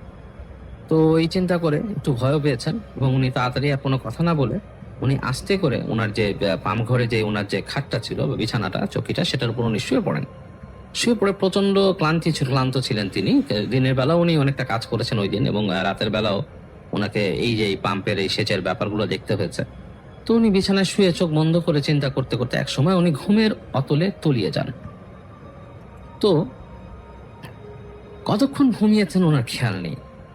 হঠাৎ করে ওনার মনে হলো যে ওনার নিঃশ্বাস নিতে পারছেন না। এরকম একটা ফিল হওয়াতে ওনার ঘুমটা ভেঙে যায়, কারণ শ্বাস নিতে কষ্ট হওয়াতে ঘুম ভেঙে যায় ওনার। এবং যখন ঘুম ভেঙে যায় উনি তাকিয়ে দেখেন তার শরীরের উপরে মনে হচ্ছে কেউ একজন বসে আছে, এবং বসে থাকাটা হচ্ছে এরকম যে ওনার পেটের উপরে কেউ হাঁটু গেড়ে দিয়েছে এবং দুই হাতে ওনার গলা চেপে ধরেছে। এবং তিনি যখন চোখ মেলেন তিনি সে জাস্ট দেখতে পারেন যে দুটো চোখ তার সামনে, চোখগুলো জ্বলছে এবং লাল দুটো চোখ দুটো জ্বলছে, চোখগুলো থেকে আলো ঠিকরে বেরোচ্ছে, এবং সেই আলোতে যে তাকে চেপে ধরেছে তার মুখের অংশ দেখা যাচ্ছে। মুখের অংশগুলো কালো পিচকারির মতো, মানে পিচ বা আপনারা যে রাস্তায় দেখেন যে রাস্তার পিচ যেটা থাকে আলকাতরা, মনে হচ্ছে সে পিচ দিয়ে কেউ এলোমেলো ভাবে কোনো মুখ তৈরি করেছে। যতটুকু আলো সেই চোখ থেকে বেরোচ্ছে সেই আলোতে তিনি দেখতে পাচ্ছেন, এবং বিদঘুটে একটা মুখ, সেটার মাথায় মানে যে এই আলো যতটুকুর মধ্যে যাচ্ছে ততটুকু তিনি কোনো চুলের অংশ দেখছেন না, তার দেখছেন যে কালো কুচকুচে একটা মুখ, চোখ দুটো জ্বলছে, এবং সেই আলোতেই তিনি যতটুকু দেখতে পাচ্ছেন নাকের জায়গাটা, মানে নাক নেই, দুটো ছিদ্র এরকম। এবং তিনি ভয়ে অসাড় হয়ে যান, এবং তাকে যে চেপে ধরেছে তার গলাটা, এবং সেটা বেশ ঠান্ডা একটা হাত, শক্ত লোহার মতো। এবং তিনি অনেক চিৎকার করার চেষ্টা করেন, এবং শেষমেশ উনি যখন দেখলেন যে উনি দম নিতে পারছেন না, তখন তার শেষ যে চেষ্টা সেটা শুরু হয়। উনি দোয়া পড়ে সেটার সাথে মানে ধাক্কা মেরে সেটাকে নিজের সর্বশক্তি দিয়ে চেষ্টা করেন দোয়া পড়ে, এবং যখনই তিনি দোয়া পড়েন এবং ধাক্কা মারেন তখন সেটা ছিটকে তার উপর থেকে পড়ে যায়, ছিটকে দূরে পড়ে যায়। এবং তিনি তখন জোরে শ্বাস নেন এবং ভয় পেয়ে যান খুব, এবং ভয় পেয়ে তিনি তার যে বিছানার ছিল সেটার এক পাশে চলে আসেন। তিনি পাশে চলে এসে তিনি তাকিয়ে দেখেন হঠাৎ কিচ্ছু নেই, আশেপাশটা সম্পূর্ণ খা করছে, এবং মনে হচ্ছে যে সেই রুমের দরজা দিয়ে এই বাইরে যে কুয়াশা দেখেছিলেন সেগুলো আস্তে আস্তে ঢুকছে। আপনারা জানেন পাম ঘরের দরজায় কিন্তু দরজা নাই কোনো, ওইটা একটা বেড়ার মতো দেওয়া থাকে, এবং সেটা খুব একটা উনি লাগানো নি, সেটার ফাঁক দিয়ে দেখছেন যে কুয়াশা গলে গলে ভেতরে ঢুকছে। কুয়াশা যদি আস্তে আস্তে ভেতরে ঢোকে, উনি সেটা দেখলেন যে কুয়াশা গলে গলে ভেতরে ঢুকছে, এবং খুব অবাক হয়ে খেয়াল করলেন সেই কুয়াশাটাই আস্তে আস্তে একটা মানুষের রূপ নিচ্ছে, মানুষের আকৃতি নিচ্ছে। একটা সময় তিনি খেয়াল করলেন কুয়াশাটা আস্তে আস্তে উঁচু হতে হতে একটা মানুষের মতো উঁচু হয়ে গেল, এবং সেখান থেকে দপ করে একজোড়া চোখ জ্বলে উঠল। ভয়ঙ্কর চোখে তার দিকে তাকিয়ে আছে চোখ দুটো, এবং চোখ দুটো এতই ভয়ঙ্কর মনে হচ্ছে যে দুটো অঙ্গারের মতো জ্বলে আছে। এবং এটা দেখে উনি আর তখন ওনার সেন্স রাখতে পারলেন না, তিনি যে কখন বেহুশ হয়ে গেলেন তার কোনো খেয়াল নেই। তো পরবর্তীতে ওনাকে পাওয়া যায় পরদিন, তার বাড়ির মানুষটা সকালে আসে তার জন্য নাস্তা নিয়ে, এবং এসে তাকে ঘরে পায় না, ঘরে না পেয়ে তাকে খোঁজাখুঁজি শুরু করে, এবং খুঁজতে খুঁজতে তাকে সেই পাম ঘরের পেছনের একটা অংশে কাদার মধ্যে তারা পায় তিনি পড়ে আছেন, এবং তাকে তারা সেখান থেকে তাড়াতাড়ি তোলেন, নিয়ে আসেন। তিনি তখন অচেতন, তার সেন্স নেই, এবং তাকে যখন বাসায় নিয়ে আসেন তার সারা শরীরে বিভিন্ন রকম ক্ষত পান, যেন তার সাথে কেউ যুদ্ধ করেছে, তাকে খামচি দিয়েছে, সারা শরীর থেকে আছড়ে অনেক চামড়া নিয়ে গেছে, মাংস নিয়ে গেছে, এরকম ক্ষত বিক্ষত একটি শরীর ওনার, এবং সেই অবস্থায় তাকে পান, এবং তার শরীরে প্রচন্ড জ্বর, তার সেন্স নাই, তিনি অচেতন। তো এই অবস্থায় ওনাকে বাসায় রাখা হয়, এবং নিয়ে আসা হয়, হুজুর নিয়ে আসা হয়, এবং ডাক্তার নিয়ে আসা হয়, কবিরাজ, এবং তারা ডাক্তার চিকিৎসা করে তাকে। এবং ডাক্তার তো আসলে কোনো কজ দিতে পারে না যে কি হয়েছে, কোনো বন্য প্রাণীও সেখানে নেই যেরকম একটা বন্য প্রাণী আক্রমণ করবে। তবে যিনি হুজুর ছিলেন তিনি বললেন যে সম্ভবত কোনো খারাপ জিনিসের সাথে, খারাপ কোনো বদ জিনের সাথে তার কোনো একটা এনকাউন্টার হয়েছিল, তাকে হয়তো নিয়ে গিয়েছিল মারার জন্য, এবং আল্লাহর রহমতে তাকে মারতে পারেনি। তো কারণ কারো হায়াত থাকলে তো কেউ মারতে পারে না, এটাই স্বাভাবিক। যতই চেষ্টা করুক পৃথিবীর কোনো কিছুই সেটা সম্ভব করতে পারবে না। কাউকে যদি আল্লাহ হায়াত দিয়ে রাখেন কোনো কিছুই তাকে কিছু করতে পারবে না, সেটা যতই চেষ্টা করুক, যেভাবেই চেষ্টা করুক। তো যাই হোক, এভাবেই উনি বেঁচে যান। তার জ্বর থাকে, অনেকদিন জ্বর থাকে, এবং তিনি বিভিন্ন চিকিৎসা এবং দোয়ায় এবং সম্মিলিত চেষ্টা উনি আস্তে আস্তে সুস্থ হয়ে ওঠেন। তো এরপর থেকে তিনি আর কখনোই তিনি এমন ভয় পেয়েছিলেন, মানসিকভাবে এতটাই বিপর্যস্ত হয়ে গিয়েছিলেন, তিনি আর কখনোই সেই সেচ ঘরে আর থাকেননি। উনি মানুষ রেখে দিয়েছিলেন, তারাই থাকতো। তিনি বিভিন্ন রকম কথা শুনতেন। মানুষে কে কি দেখেছে সবাইকে উনি উপদেশ দিতেন, তোমরা ওখানে গেলে দোয়া পড়ে যাবা এবং শরীর বন্ধ করে দিবা এবং ওই ঘরটাও বন্ধ করে থাকবা।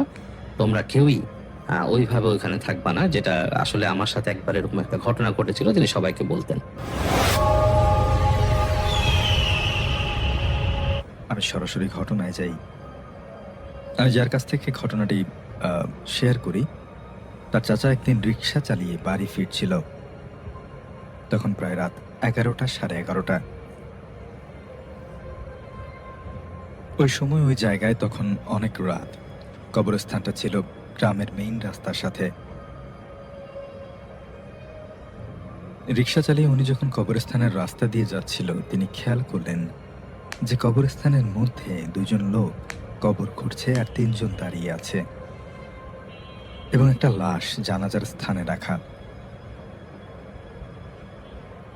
চাচা চিন্তা করলেন যে হয়তো এলাকার কোনো লোক মারা গেছেন। এটা চিন্তা করে তিনি বাড়ির দিকে চলে গেলেন। সকালে পাকশি বাজারে দোকানে উনি যখন চা বিস্কিট খাচ্ছিল, তখন সবাই বলাবলি করছিল যে কবরস্থানে কে বা কারা যেন কবর খুঁড়ে রেখেছে এবং কবরটা অসম্ভব রকমের সুন্দর। এমন সুন্দর কবর খোঁড়া তারা নাকি আগে কখনো দেখেনি। কিন্তু আশপাশের 10 গ্রামেও কেউ মারা যায়নি, তাহলে কবর খুলল কারা? তখন সেই চাচা রাতের ঘটনা সবাইকে খুলে বলে। মজার ব্যাপার হলো, ওই দিন দুপুরের দিকে ওই গ্রামের একজন লোক মারা যায় এবং ওই কবরেই সেই লোকটিকে দাফন করা হয়। এই ঘটনার ঠিক 3 থেকে 4 দিন পর চাচা ভ্যান চালিয়ে বাড়ি ফিরছিলেন। পাকশের পাশের গ্রাম রূপপুর ব্রিজের ওখান দিয়ে আসার পথে দেখলেন 2জন লোক দাঁড়িয়ে আছে, সাথে একটা লাশ। তারা চাচাকে ডেকে বললেন যে চাচা, লোক ইতিমধ্যে পাকশি কবরস্থানে, আমাদের লোক ইতিমধ্যে পাকশি কবরস্থানে চলে গেছে, তারা কবর খুলছে। লাশটা আমরা 2জন কাঁধে নিয়ে এসেছি, আমরা আর নিতে পারছি না। আপনি যদি লাশ সহ আমাদের কবরস্থানে নিয়ে যান তাহলে খুব উপকার হয়। চাচা আবার খুব উপকারী মানুষ ছিলেন। তিনি চিন্তা করেন যে ঠিকই তো, তারা খুব বিপদে পড়েছে, আর আমি যেহেতু বাড়ির দিকে যাচ্ছি আর কবরস্থান পাড়ি দিয়েই যেহেতু আমাকে বাড়ি যেতে হয়, তাদের যদি আমি একটু উপকার করি তাহলে ওনাদের জন্য ভালো হয়, তাহলে আমি তাদেরকে নিয়ে যাই। তখন চাচা বললেন যে আচ্ছা, আপনারা চলেন। চাচা নিজেই তাদের লাশ রিক্সায় উঠিয়ে দিয়ে, লাশের সাইজটা ছিল মোটামুটি ছোট, চাচা রিক্সা চালিয়ে পাকশি কবরস্থানে নিয়ে যায়। সেখানে গিয়ে দেখলেন যে কবরস্থানে 2 থেকে 3জন লোক দাঁড়িয়ে আছে। চাচা লাশটা নিজের কাঁধে করে জানাজার স্থানে নিয়ে যায়। তারা চাচাকে 100 টাকা হাতে ধরিয়ে দেয়। চাচা টাকাটা নিতে অস্বীকৃতি জানায়। চাচা বলে যে আজ যদি আমার কোনো আত্মীয়ের মধ্যে কেউ মারা যেতেন তাহলে আমি কি তাদের এই উপকারটা করতাম না? তারা চাচাকে অনেক সাধে, কিন্তু চাচা টাকাটা নেয়নি। তারপর চাচা বললেন যে আচ্ছা, আপনারা কবর খোঁড়া রেডি করেন, আমি মসজিদের ইমাম সাহেবকে নিয়ে আসছি। চাচা মসজিদে গিয়ে তাদের ইমাম ও মুয়াজ্জিনকে নিয়ে আসে জানাজা দেওয়ার জন্য। চাচা মুয়াজ্জিনকে নিয়ে কবরস্থানে গিয়ে যা দেখলেন তাতে তিনি অবাক হলেন।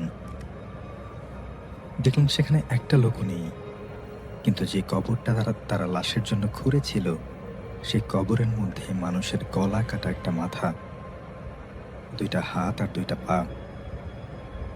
তাছাড়া মানুষের কোনো বডি সেখানে ছিল না।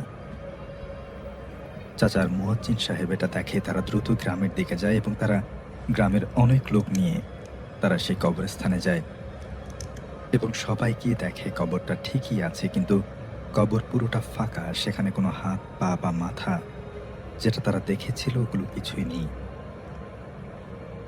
কিন্তু কবরটা সেই আগের কবরের মতোই অস্বাভাবিক রকমের সুন্দর। তারপর সবাই গ্রামে ফিরে যায়। সকালে গিয়ে আবারও মাইকে অ্যালার্ম হয় যে আরেকজন লোক মারা গিয়েছে এবং তাকেও সেই কবরে দাফন করা হয়। কিন্তু এই কবরগুলো কারা খোঁড়ে আর কেনই বা গ্রামের লোক মারা যায়? এর থেকে আরো সপ্তাহখানেক ওই লোকটির চাচা রিক্সা চালিয়ে বাড়িতে ফিরছিলেন।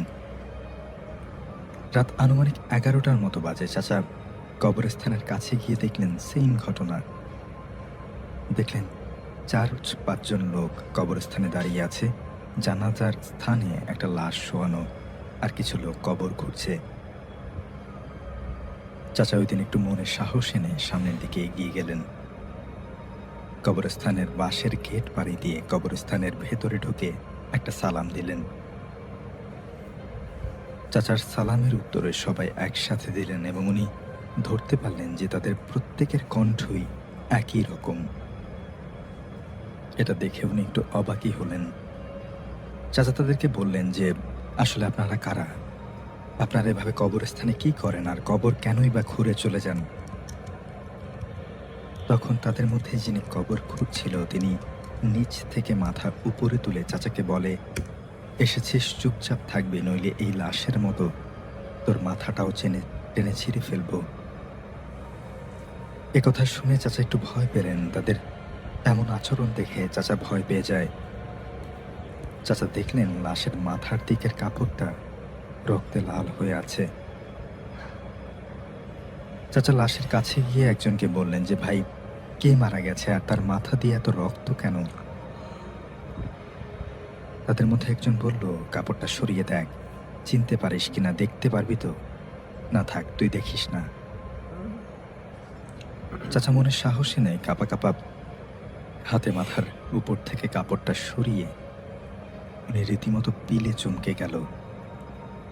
পুরো কবরস্থানটা কেমন যেন কেঁপে উঠল। লাশের ঘাড়ে কোনো মাথা নেই। এটা দেখে তিনি চরম ভয় পেলেন। তিনি তখন যিনি কবর খুঁড়ছিলেন তিনি বললেন যে, কিরে, বলছিলাম না দেখিস না, লাশের মাথা দেখবি? লাশের পেটের কাছে পেঁচানো কাপড়টা খোল, দেখ চিনতে পারিস কিনা। চাচা সাহস করে কাপড়ের মাথা খুলতেই দেখে তার পাশের বাড়ির এক ভাতিজার মাথা। জিহ্বাটা দাঁতের সাথে কামড় দিয়ে দাঁত বসিয়ে রেখেছে, সেখানে রক্ত জড়িয়ে আছে। হঠাৎ করে বন্ধ চোখটা খুলে যায় এবং চাচার দিকে ভয়ানক দৃষ্টিতে তাকায়। চাচা এবার সহ্য করতে না পেরে দিক বেদিক ছুট। কবরস্থান থেকে বেরিয়ে রিকশায় উঠে টান শুরু করলেন। কবরস্থান থেকে তার বাসা প্রায় আধা কিলো। বেশ দূরে যেতেই দেখলেন কেউ হেঁটে সামনের দিকে, মানে চাচা যেদিকে যাবেন সেদিকে যাচ্ছে। চাচা প্রচণ্ড ভয় পাবার কারণে সামনের জনকে বলেন যে ভাই, আমি ভয় পেয়েছি, আমাকে বাঁচান। প্রচণ্ড ভয়ের কারণে চাচা কথাগুলো বলছিল। লোকটার কাছে যেতেই চাচা হতভম্ব হয়ে যায়। দেখলেন ওই যে কবরস্থানে যে ভাতিজার মাথা কাটা লাশ দেখে আসলো, সেই ভাতিজা এই রাস্তা দিয়ে হেঁটে হেঁটে বাড়ির দিকে যাচ্ছে। কিরে, তুই এখানে? তাহলে কবরস্থানে কাকে দেখে আসলাম? ভাতিজা বলে, কবরস্থানে আমি কি করতে যাব? চাচা ভাতিজাকে নিয়ে তার বাড়িতে নামিয়ে দিয়ে তারপর বাসায় যায়। হাত মুখ ধুয়ে ঘরে যাবে, হঠাৎ চাচার চোখ আটকে যায় তার রিকশার সিটের উপরে। চাচা দেখেন সেই ভয়ঙ্কর কাটা মাথাটা তার রিকশার সিটের উপরে এবং চাচার দিকে এক দৃষ্টিতে তাকিয়ে আছে। চাচা এবার একটা চিৎকার দেন, আর চিৎকার শুনে সবাই তার বাড়িতে চলে আসে। চাচাকে সবাই তার বাড়ির উঠানে অজ্ঞান অবস্থায় পায়। চাচাকে মাথায় পানি দেওয়া হলে তার জ্ঞান ফেরে। জ্ঞান ফেরার পরে সবাই তার এই অস্বাভাবিক চিৎকারের কারণ জানতে চাইলে তিনি পুরো ঘটনাটা সবাইকে খুলে বলেন। সবাই তার এই ঘটনা শুনে বেশ কিছু লোক কবরস্থানে গিয়ে দেখে সত্যি সুন্দর করে একটা কবর খোঁড়া। ওই দিন সবাই কবরটা আবার ঢেকে রেখে দিয়ে চলে আসে। ঠিক তার পরদিন সেই ভাতিজার পাওয়া যায় বাড়ির পেছনের ঝাড়ে। মাথাবিহীন দেহটা পড়ে আছে আম গাছের গোড়ায়। মাথাসহ ফাঁস দেয়া দড়ি ঝুলছে একটা মোটা ডালে। পরবর্তীতে পুলিশ ইনফর্ম করা হলে পুলিশ এসে লাশের মাথাটা নামায়। সেম রাতের বেলা চাচা যেমন ভাবে দেখেছিল, জিহ্বাটা বাইরে বেরিয়ে আছে আর দাঁতগুলো কামড়ে ধরে আছে জিহ্বাটাকে। ভাতিজা কেন ফাঁস দিয়েছিল সেটা নাকি কোনো কারণ ছিল না, আর অত উপরের ডালে গিয়ে ফাঁস দেওয়াটাও কোনো মানুষের পক্ষে সম্ভব না। এর থেকে প্রায় মাস দুয়েক পরে সেই চাচাও মারা যান। এরপর থেকে নাকি এমন ঘটনা আর কখনো ঘটেনি। তবে সেই ভাতিজা আর সেই চাচাকে নাকি প্রায় মাঝে মধ্যেই দেখা যায় সেই কবরস্থানে। প্রচলিত আছে 2015 সালেও নাকি এলাকার এক প্রবীণ ব্যক্তি বাড়ি ফেরার পথে তাদের দুজনকে কবরস্থানের এক পাশে হাঁটাহাঁটি করতে দেখেছেন এবং পিছন থেকে সেই প্রবীণ ব্যক্তিটিকে ডাকও দিয়েছিল। সে পেছনে তাকায়নি। এটাই ছিল ঘটনা। ভালো লাগলে পড়ে শোনাবেন।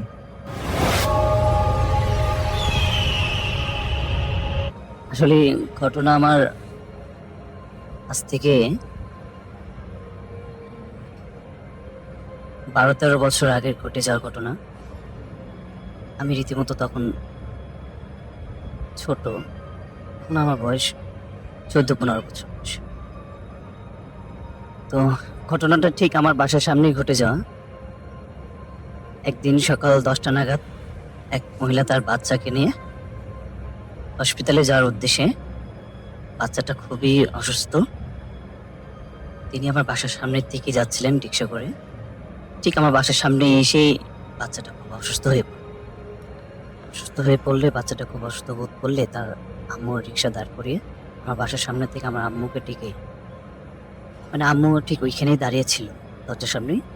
তো আম্মুকে ডেকে বলে যে আমাকে একটু পানি দেবেন, আমার বাচ্চাকে পানি। আমি ওইখানে দাঁড়ানো, আমি এখানে আরো তো একজন দাঁড়ানো ছিল।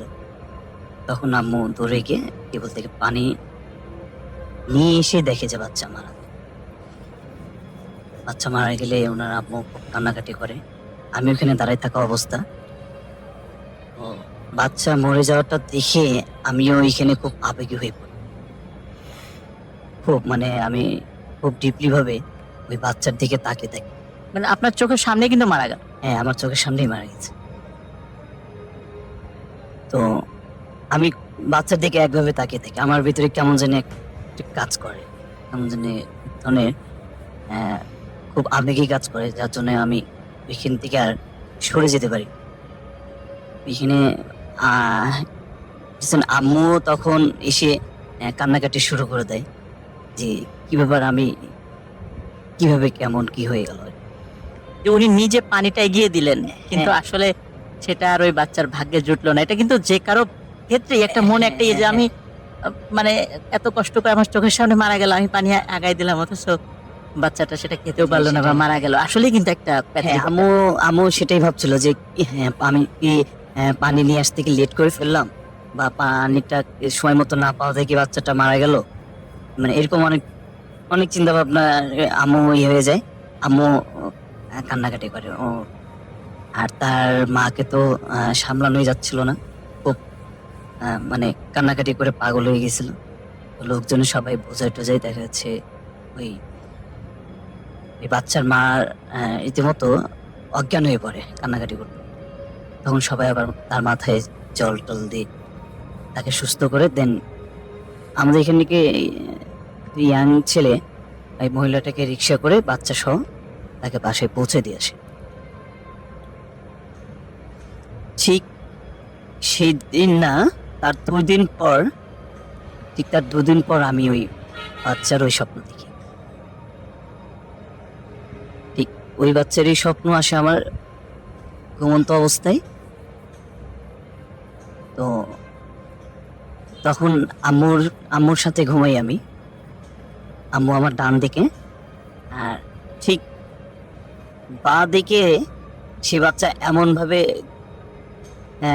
শুয়ে আছে যে একদম রিয়েল একটা বাচ্চা, জীবিত একটা বাচ্চা শুয়ে সে খেলা করছে, এরকম একটা অবস্থা। তো ঘুমের মধ্যেই আমি এই জিনিসটা অনুভব করতে পারি। আমি আবার বাম হাতটা তার শরীরের উপরে দিতেই আমার হাতটা তার গায়ের উপর পড়ে। ওই বাচ্চা হামাগুড়ি দিয়ে আস্তে আস্তে করে আমার শরীরের উপরে আসে, আমার শরীরের উপরে এসে খেলা করছে। তখন কেমন জানি আমার শরীরে একটা মানে ওই কি বলবো, ওই যে অবশ হয়ে যায় শরীরটা, মানে একদম মানে প্যারালাইজড এর মতো হয়ে গেছে, অবশ্যই আপনি কোনো কিছু নাড়াতে পারছেন না, আমি হাত কিছু পা? বলতেও পারছি না, হাত পা নড়াতেও পারছি না। হ্যাঁ, আমি যে আম্মুকে ডাকবো বা আম্মুকে আমি আহ, আহ, ডেকে যে বলবো যেরকম হচ্ছে আমার সাথে, আমি সেটাও পারছি না। আস্তে আস্তে আস্তে আমার ঘুম ভেঙে যায়। আমি আসলে রীতিমতো আমি ভগবানের নাম নেই। হ্যাঁ, আহ, আমার গুরুদেব দিয়ে একটা মন্ত্র, সেটাকে আমি জপ করতে থাকি। দেন হুট করে আমার ঘুমটা ভেঙে যায়। এটা ছিল মোটামুটি প্রথমে একদম এইটা ফার্স্টের একদম দিকে, আমার ফার্স্টে হলো। আচ্ছা, এরপরে আমরা মানে দেব ফার্স্টেতে কিন্তু স্বপ্নেই আসছিল, ফার্স্টে স্বপ্নে আসছিল, কিন্তু আপনার মনে হচ্ছিল মানে ঘুমের মধ্যে আপনি এক পাশে হাত দিয়েছেন, মনে হচ্ছে যে সেই বাচ্চাটি পাশে শুয়ে আছে। হতেও পারে সেটা সত্য, আমরা পরে আরো ঘটনা সামনে আছে সেদিকে চাই। তারপর আমার এরকম মাঝে মধ্যেই স্বপ্নগুলো আসে, মাঝে মধ্যে এই ধরনের বাচ্চা সে আমার স্বপ্নে আসে, আমার সাথে খেলা করতে যাচ্ছে। হ্যাঁ, সে টিকটিকের মতন শৈলে আমার বয়ে হেঁটে দেখা যাচ্ছে আমার গায়ের উপরে খেলা করছে। ঠিক ছোট বাচ্চা যেভাবে মানে একজনকে দেখে খেলা করে, বা একটা ব্যক্তি যখন একটা বাচ্চাকে খেলা করায়, সে তার সাথে খুব মিলজুল করে খেলাধুলা করে, এরকম একটা অবস্থা। রীতিমতো যখন আস্তে আস্তে আমি বড় হচ্ছি, সেও আমার সাথে বড় হচ্ছে, আজ পর্যন্ত আমি তার ওই স্বপ্নটা দেখতে পাই।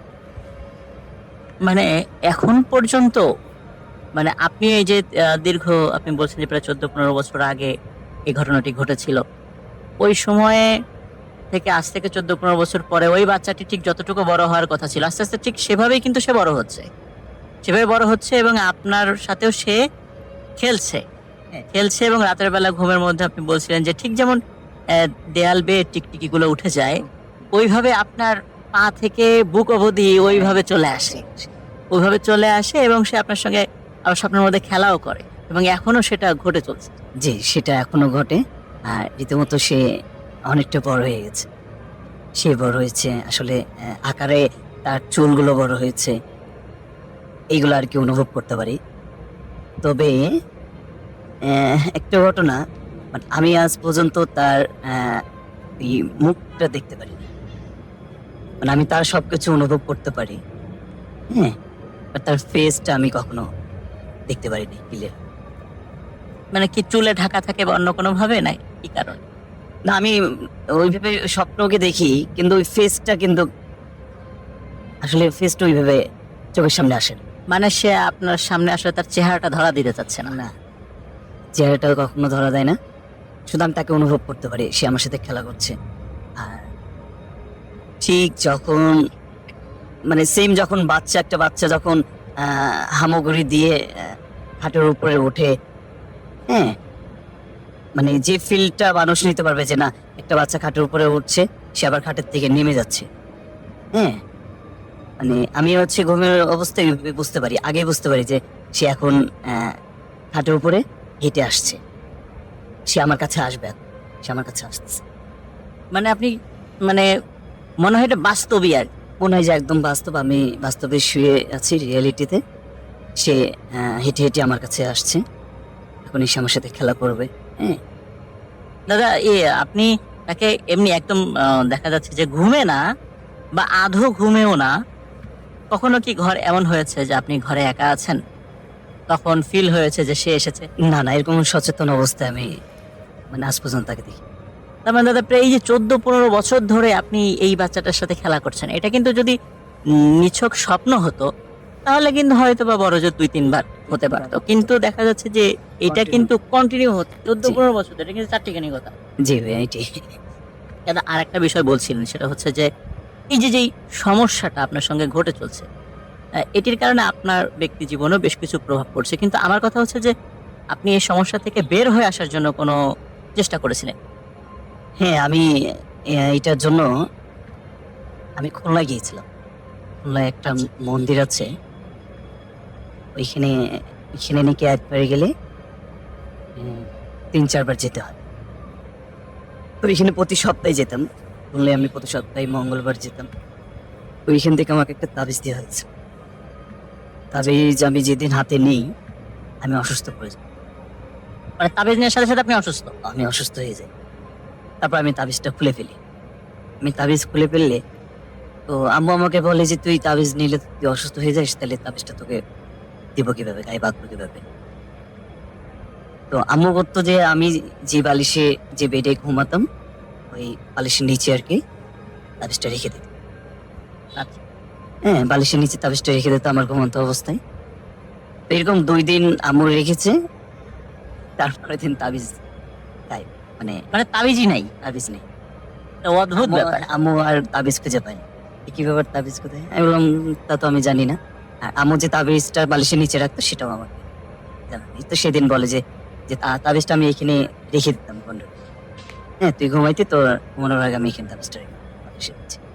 তার মানে দাদা দেখা যাচ্ছে যে আপনি যখন ওই তাবিজটা শরীরে ফার্স্টের দিকে ব্যবহার করলেন, তখন কিন্তু আপনি অসুস্থ হয়ে যাওয়া শুরু করেন। তার মানে বিষয়টা এমন যে যেই একটা সুপার ন্যাচারাল স্পিরিট আপনার সাথে রয়েছে, সে আপনার কাছ থেকে যেতে যাচ্ছে না, এবং কোনোভাবে যে আপনি তাকে সরাবেন এটাও সে পছন্দ করছে। হ্যাঁ, সেই জিনিসটাকে সে কোনোভাবে একটা প্রক্রিয়ায় সে জিনিসটাকে নষ্ট করে দিচ্ছে। মানে এটা সে, নিচ্ছে না। হ্যাঁ, সে দেখা যাচ্ছে যে আপনি অসুস্থ হয়ে যাচ্ছেন, তারপর তাবিজই গায়েব, এবং এটা টোটালটা দেখা যাচ্ছে ওই তারিকা সাজিয়ে আর কি। হ্যাঁ হ্যাঁ, হতে পারে। দাদা, একটা বিষয় সেটা হচ্ছে যে আপনার দেখা যাচ্ছে যে ব্যক্তি জীবনেও এই বিষয়ের কিছু প্রভাব আপনি বলছিলেন পড়ছে। তো সেই প্রসঙ্গে আমরা ওইভাবে আলোচনা না করি, কিন্তু আপনি যদি সামান্য কিছু বলতেন, আমি ডিটেলসে যাব না, যদি সামান্য কিছু যে এমনি জীবনে আপনার কি ধরনের প্রভাব এটা রয়েছে ব্যক্তি জীবনে, যদিও এটা টোটালটাই ব্যক্তি জীবনের, স্পেশালি মানে কোনো একটা বিষয়। আসলে আপনি ব্যক্তিগত যে ব্যাপারটা,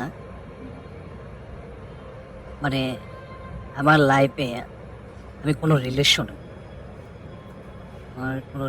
আমি টিকে রাখতে পারি।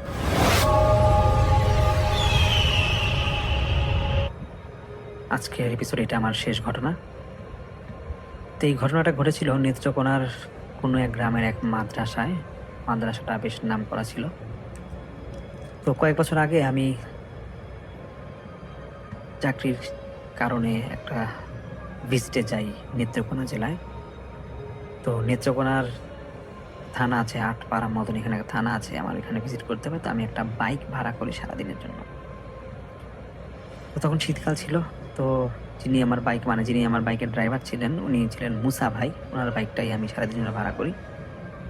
তো আমি দিনে 12টার সময় আমরা বের হই। বের হওয়ার পর সারাদিন ঘোরাঘুরির পরে মাগরিবের ঠিক আগে দিয়ে যখন আমরা ব্যাক করবো, মানে নেত্রকোনা সদরের দিকে আসবো, তো তখন তেলিগাতি নামে একটা জায়গা আছে, অনেকে হয়তো এখানে চিনেন, যারা নেত্রকোনা আছেন তেলিগাতি জায়গার নাম শুনেছেন।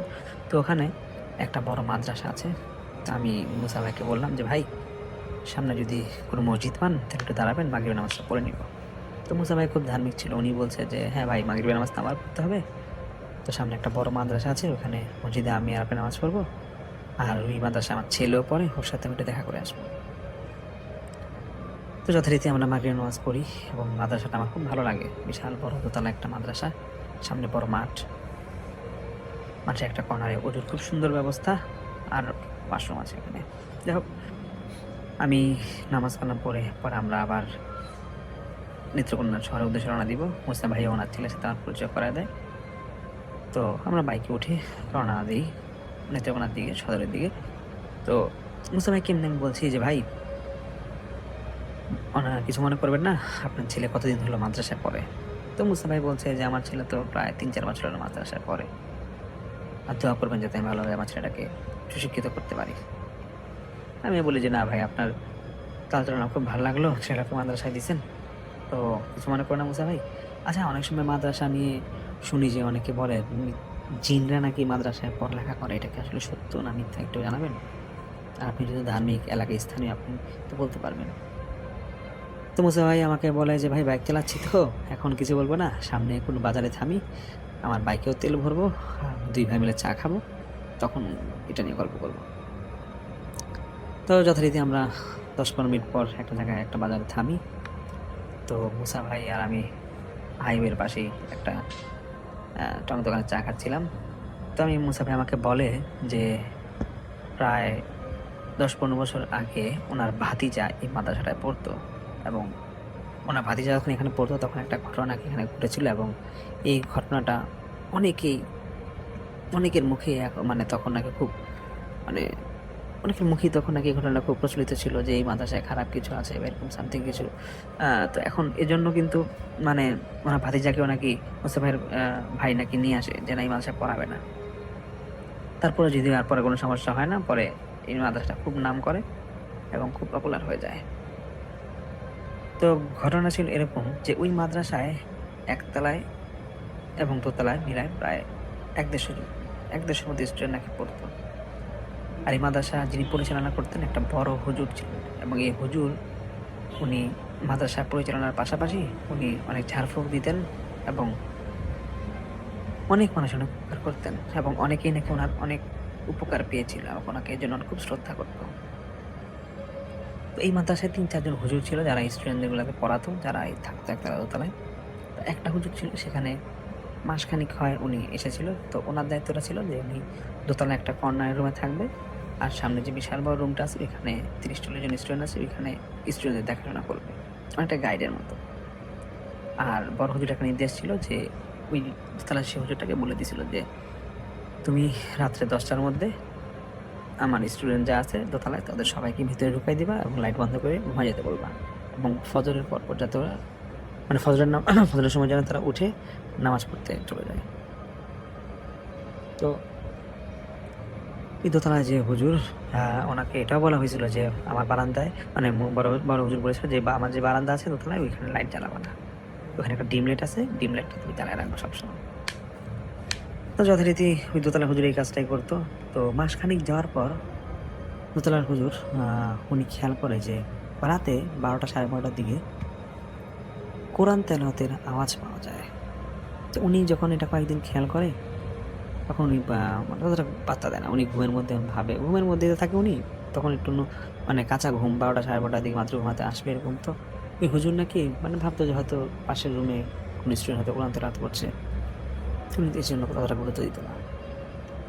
তো একদিন হুজুরের ঘুম আসছে না, তো হুজুর কীরকম কোরআন তেলাওয়াত শুনছে, তো উনি একটু ঘুম থেকে উঠে বারান্দায় যাবে আর কি। তো বারান্দায় যাবে, উনি গিয়ে দেখে যে ওই ডিম লাইটটা যেখানে জ্বালানো এর নিচে একটা কম বয়সী একটা ছেলে, মানে 10-15 বছরের একটা ছেলে, সে নাকি চেয়ারে বসে কোরআন তেলাওয়াত করছে। তো হুজুর গিয়ে বলতেছে যে বাবা তুমি এত রাতে এখানে কোরআন তেলাওয়াত করছো, বড় হুজুর তো মানা করে রুম থেকে রাত 10টা পর না বের হইতে, তুমি অন্ধকারে কেন কোরআন পড়তেছো, তুমি রুমে যাও আর সকালে দিনের বেলা পড়বা, রাতে কেন কোরআন পড়ো। তুই বাচ্চারা নাকি বলছে আচ্ছা ঠিক আছে আমি রুমে চলে যাচ্ছি, আপনার অনেক কিছু বলা লাগবে না। তো পরের দিন ওই বড় হুজুর একতলা থেকে মানে ডাক পাঠায় দোতলা হুজুরকে, একটু আসতে বলে। দোতলা হুজুর যায়, তো বড় হুজুর বলে যে দেখো বারান্দায় যে ছেলে কোরআন পড়ে ওকে ডিস্টার্ব করো না, ওর পড়াও পড়ুক, কোরআন তো করতেছে না, খারাপ কিছু তো করতেছে না। তোমার ঘুমের সমস্যা হইলে আধা ঘন্টা 1 ঘন্টা সমস্যা হবে, তুমি ওকে কোরআন পড়তে দেওয়ার সমস্যা করো না। তো দোতলা হুজুরটা একটু আচমকা উনি একটু আশ্চর্য হয়ে যায়। উনি বড় হুজুরকে বলে যে হুজুর এই সামান্য একটা কথা বলছি একটা বাচ্চাকে, এটা নিয়ে আপনার কাছে কমপ্লেন আসছে। তো বড় হুজুর বলছে কমপ্লেন না, তোমাকে বললাম আমাকে ছেলেটা বলছে যেটাই হোক তুমি কাজটা করো না। তো যাই হোক ওই দোতলা হুজুর আবার সেদিন রাতে চলে যান, এবং আবার যে একদিন পর এরকম কোরআন তেলাওয়াতের খুব ভালো মানে সাউন্ড আসছিল, তো উনি আবার যায় এবং সেই বাচ্চাটাকে গিয়ে বলে, দেখে বাচ্চাটা একই জায়গায় বসা কোরআন তেলাওয়াত করছে। তিনি বাচ্চাটাকে একটু আগের থেকে একটু আজকে একটু ধমক সুরে বলে যে তুমি সামান্য বিষয় নিয়ে বড় হুজুরের কাছে আমাকে নিয়ে কমপ্লেন করছো, আর তুমি এখানে এত রাতে কোরআন পড়ো কেন? তুমি জানো না যে দিনের বেলায় পড়ার ব্যবস্থা আছে বা তোমাদের ক্লাসের সময় নির্ধারণ করা আছে, তোমরা এর বাইরে কেন কোরআন পড়ো? এখানে তো অন্যান্য বাচ্চারা আছে, ওদেরও তো ঘুমের সমস্যা হয়, আমি ঘুমাচ্ছি আমারও ঘুমের সমস্যা হয়। তো ওই দোতলা হুজুরটা বলে যে ঠিক আছে আমি নিচে ওয়াশরুম থেকে আসতে এসে যাতে তোমাকে না দেখি, তুমি রুমে চলে যাবা, ধমক দিয়ে বলে। তো পরে ওই হুজুর এসে দেখে, ওয়াশরুম থেকে আসার পর দেখে যে এই বাচ্চাটা নাই চলে গেছে, কিন্তু যথারীতি ঘুমায় যায়। আবার পরের দিন বড় হুজুর ওনাকে ডেকে বলে যে দেখো তুমি কিন্তু আবার একটা খারাপ কাজ করছো, বাচ্চাটার সাথে ধমক দিয়ে কথা বলছো। তখন দোতলা সে হুজুরটা একটু উনি রেগে যায় বড় হুজুরের প্রতি, বলতেছে যে হুজুর দেখেন, বড় হুজুরকে বলে, হুজুর দেখেন আমি তো এখানে শিক্ষক হিসাবে আছি, আমি তো বাচ্চাদেরকে ধমক দিতেই পারি, আমি যেটা করছি ভালোর জন্যই করছি, তারপর আপনি আমার ওই বাচ্চা নালিশগুলো দেখে আমার কাছে এরকম আমাকে এরকম জেরা করতেছেন, এটা তো ঠিক না। আমি তো বাচ্চারা যাতে ঠিকভাবে ঘুমাতে পারে এর জন্য বলছি, বা আপনি বলছেন 10টার পর সব বাচ্চারা যাতে ঘুমায় যায়, এই জন্য আমি ওদেরকে ভিতরে চলে যেতে বলছিলাম বাচ্চাটাকে। তো এভাবে করলে তো হুজুর কাজ করা যাবে না, যে একটা সামান্য বাচ্চার কথায় আপনি আমার আমার বিচার করতে আসতেছেন, আমাকে আমাকে মানে সাচ্ছেন, বা আপনি আমাকে আমাকে আমার বিচার করতে যাচ্ছেন।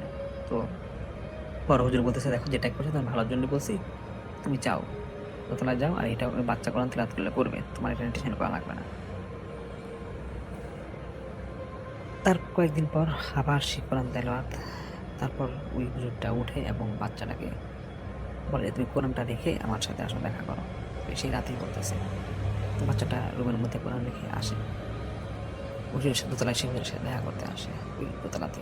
তখন বাচ্চাটাকে খুব বকাবকি করে এবং ঝাড়ি মারে এবং বলে যে তোকে বড় হুজুর বলে দিছে যে রাতের বেলা তুই এখানে কোরআন পড়বি না, এবং তুই যদি এরপর থেকে কোরআন পড়স তাহলে তোকে মারতে বলছে, তোকে শাসন করতে বলছে। তো এই বাচ্চাটাও নাকি কিছু একটা মনে বলছে, এটা দেখে নিচ্ছে ওই দোতলা হুজুরটা নাকি তখন এই বাচ্চাটাকে একটা কথা ঢুকে একটা থাপ্পড় লাগায় দেয় এবং বাচ্চাটাকে কাঁদতে কাঁদতে রুমে চলে যায়। পরের দিন আবার বড় হুজুর বলে যে দেখো, ওই হুজুরকে বলে, দেখো তুমি কিন্তু কাজটা খুব খারাপ করছো, গতকাল রাতে বাচ্চাটাকে মারছো। তো সেই দোতলা হুজুরটা কথায় কথায় বড় হুজুরকে বলে ফেলে যে হুজুর দেখেন, আপনি যদি এরকম সামান্য বিষয় না আমাকে তো মানে যেটা করতে থাকেন, তাহলে আমি এখানে চাকরি করবো না, আমি চলে যাবো, সমস্যা মাস শেষে আমি এখানে চলে যাবো, আপনি হুজুর দেখেন। তখন বড় হুজুর এই দোতলা হুজুরটাকে বোঝায়, বলে যে দেখো আজকে পুরো ঘটনাটা আমি তোমাকে খুলে বলি, আসলে তুমি তো নতুন আসছো, জানো না আমাদের এই মাদ্রাসায় কয়েকজন জিনের বাচ্চা পড়ে, এবং একতলাতেও 2-3জন জিনের বাচ্চা রাত্রেবেলা পড়ে, হয়তো তুমি এই সাউন্ডটা পাও না, কিন্তু দোতলায় একটা জিনের বাচ্চা পড়ে, এবং সবসময় তুমি জিনের বাচ্চাটাকে গিয়ে মানে শাসন করতেছো বা যে ঝাড়ি দিচ্ছ, এটা ক্রসটা করতেছো, এটা কিন্তু তুমি ঠিক করতেছো না, এবং যে জিনের সন্তান এটা, সে তোমার খুব নাকশ, এবং যে কোনো সময় তোমার কোনো ক্ষতি করতে পারে। তুমি যেটা করবা, তুমি কখনোই রাতে বের হইলে এই কয়েকদিন একা বের হবা না, রাতে বের হতে মানে ওই যে রাতে ওয়াশরুমে যাওয়া লাগে, একা বের হবা না, এটা বলে।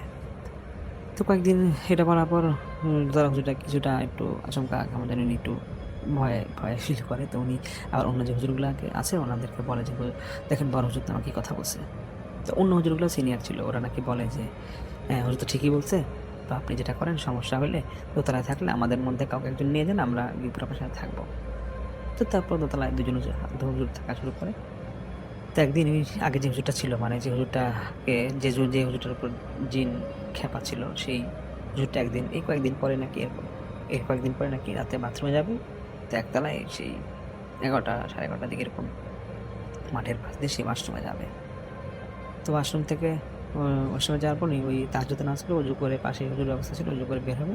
তো মাঠের কাছে আসতেই নাকি পিছন থেকে ওনাকে কিছু একটা জোরে কিছু একটা মানে ধাক্কা দেওয়া হয়, এবং উনি এমনভাবে পড়ে যায় যে ওনার থুতনিতে ব্যথা ওনার দাঁত একটা পড়ে যায়, এবং উনি খুব চিৎকার করে এবং ভয়ে চিৎকার করে, এবং উনি নাকি এই চিৎকারে নাকি আরও যে আশেপাশে স্টুডেন্ট ছিল 2-1জন, ওই একতলা ওরা নাকি এসে ওনাকে উদ্ধার করে এবং বড় হুজুরের রুমে নিয়ে যায়। তখন বড় হুজুর বলে যে তোমাকে বারবার বলছিলাম তুমি একা বের হবা না, তুমি কোন সাহসে একা বের হয়েছো। তো এটা শোনার পরে দোতলা যে আগে যে হুজুরটা উনি খুব একটু রেগে যায়, এবং উনি বলে যে সামান্য এক জিনের কারণে হুজুর আমাকে এরকম কথা বলতেছে, আর আমার এখানে দাঁতে বা থোতায় এরকম ব্যথা পেলাম, ঠিক আছে ওই জিনের বাচ্চা দোতলা কীভাবে পরে আমি দেখবো। তারপর থেকে হুজুরটা করতে প্রতিদিন ওই ডিম লাইটের জায়গায় একটা বাল্ব লাগায় দেয়, যাতে আলোর মধ্যে কেউ পড়তে আসতে না পারে, কারণ আপনারা অনেকে জানেন যে আলোর মধ্যে হয়তো জিন আসে না। তারপরে আবার বড় হুজুর ওনাকে একদিন পর ডাকে এবং ওই হুজুরকে বলে যে দেখো এখানে যে জিনের বাচ্চা যেটা পড়তেছে, সে কিন্তু মানুষের রূপ ধারণ করে এখানে পড়তে আসতো, এবং সে কিন্তু আলো পছন্দ করে না, তুমি ভালোভাবে জানো, আর তুমি ইচ্ছা করে রাতে বাল্ব জ্বালায় রাখো। তো তুমি সাবধানে থাকো, তুমি এমন কিছু করো না যাতে তোমার খুব বড় একটা ক্ষতি হয়ে যায়। কারণ মানুষ জাতি আমরা একজন একজনকে ভালোভাবে চিনি, কিন্তু জিন জাতি কেমন তুমি কিন্তু জানো না। এটা ওই বড় হুজুরটা বলে, মানে বড় হুজুর বলে যে আমি জিন চালান দিই বা আমি ঝাড়ফুঁক দিই সবাইকে, আমি কিন্তু জিনের সাথে কথাবার্তা বলতে পারি এবং ওদের জিদ কেমন এটা তুমি জানো না। তোমার বড় ক্ষতি করো না। আর উপরে এই লাইটগুলা যেটা এরকম ছিল ডিমে জ্বালায় রাখবা, এই সমস্যাটা করবা না।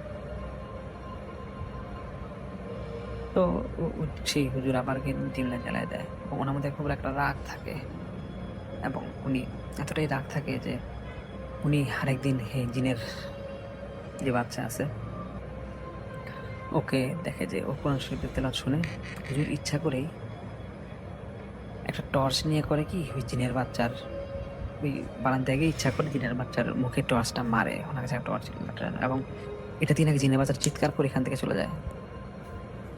মানে হুজুরের জিদ, সে এই সমস্যাগুলো পড়ছে, জিনের বাচ্চাকে ভয় দেখাবে।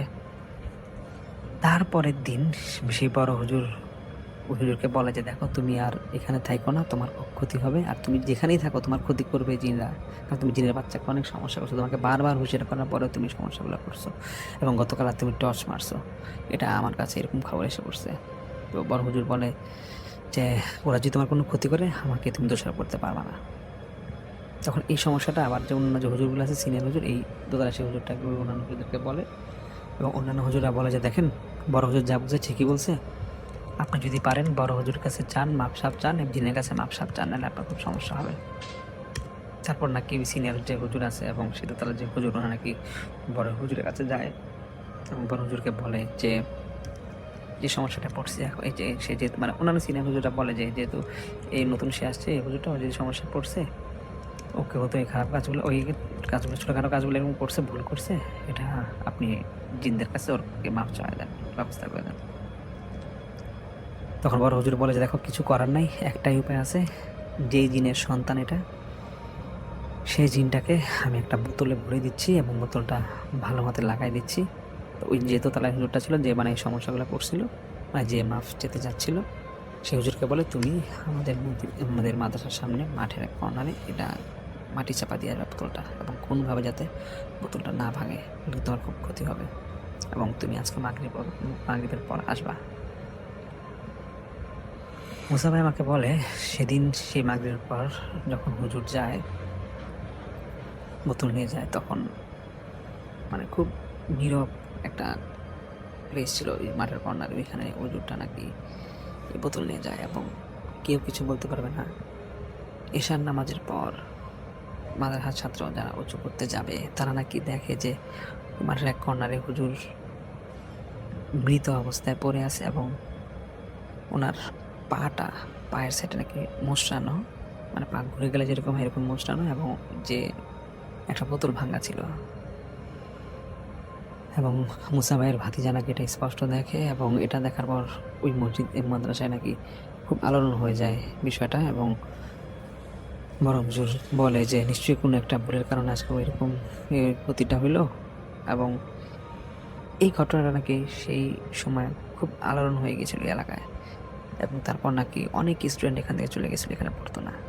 তারপরে বেশ কয়েক বছর পর যখন বড় হুজুর মারা যায় তখন তার এখানে কেউ জিন চালান দিত না বা এরকম ঝাড়ফুঁকি দিত না। যখন নতুন ম্যানেজমেন্ট যারা ছিল তখন নাকি মাদ্রাসা যখন চালু করে তখন এটা আবার খুব নাম করে একটা মাদ্রাসা হয়ে যায়। তো এটাই আমি মুসা ভাইয়ের কাছ থেকে শুনি, আশা করি আপনাদের শুনতে ভালো লাগবে।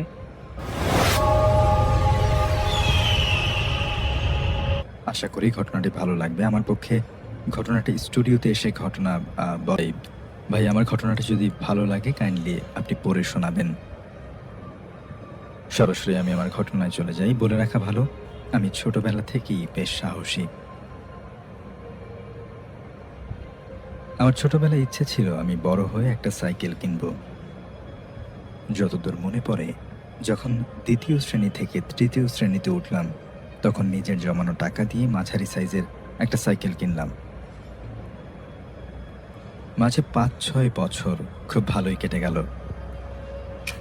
2011 সালে আমি JSC এক্সাম শেষ করে ওই বছরই কোরবানির ঈদের দ্বিতীয় দিন আমার বাসার সবাই সিদ্ধান্ত নিলাম যে পাশের জেলা মানিকগঞ্জের সাটুরিয়া থানায় আমার নানুর বাসায় বেড়াতে যাব।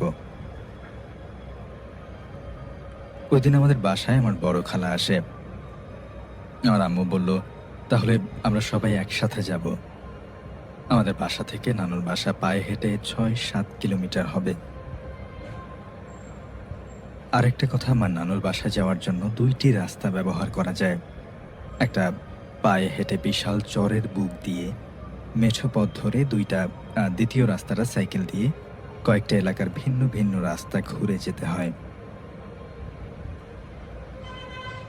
আমাদের রওনা দিতে দিতে প্রায় সন্ধ্যা ঘনিয়ে আসলো। মাগরিবের আজান পড়ে প্রায় 20-25 মিনিট বাকি। মাগরিবের আজান পড়তে প্রায় 20-25 মিনিট বাকি। আম্মু খালা আমাকে তাদের সাথে যেতে বলল, কিন্তু আমার কাছে সাইকেলটা থাকায় আমি আমার সাইকেল নিয়ে যাব। সবাই বলল, ঠিক আছে, যেহেতু আমরা পায়ে হেঁটে যাব, আমাদের যেতে দেরি হবে, যেহেতু তুমি সাইকেল নিয়ে অন্য রাস্তা দিয়ে আমাদের আগে পৌঁছাতে পারবে। এই বলে তাদের কাছে থাকা 2টি ব্যাগ আমার কাছে আমার সাইকেলে দিল। ব্যাগে কি আছে জানতে চাইলে বলল যে গরুর কাঁচা গোস্ত, দুধ, মাছ, পিঠা আর কিছু ফল আছে।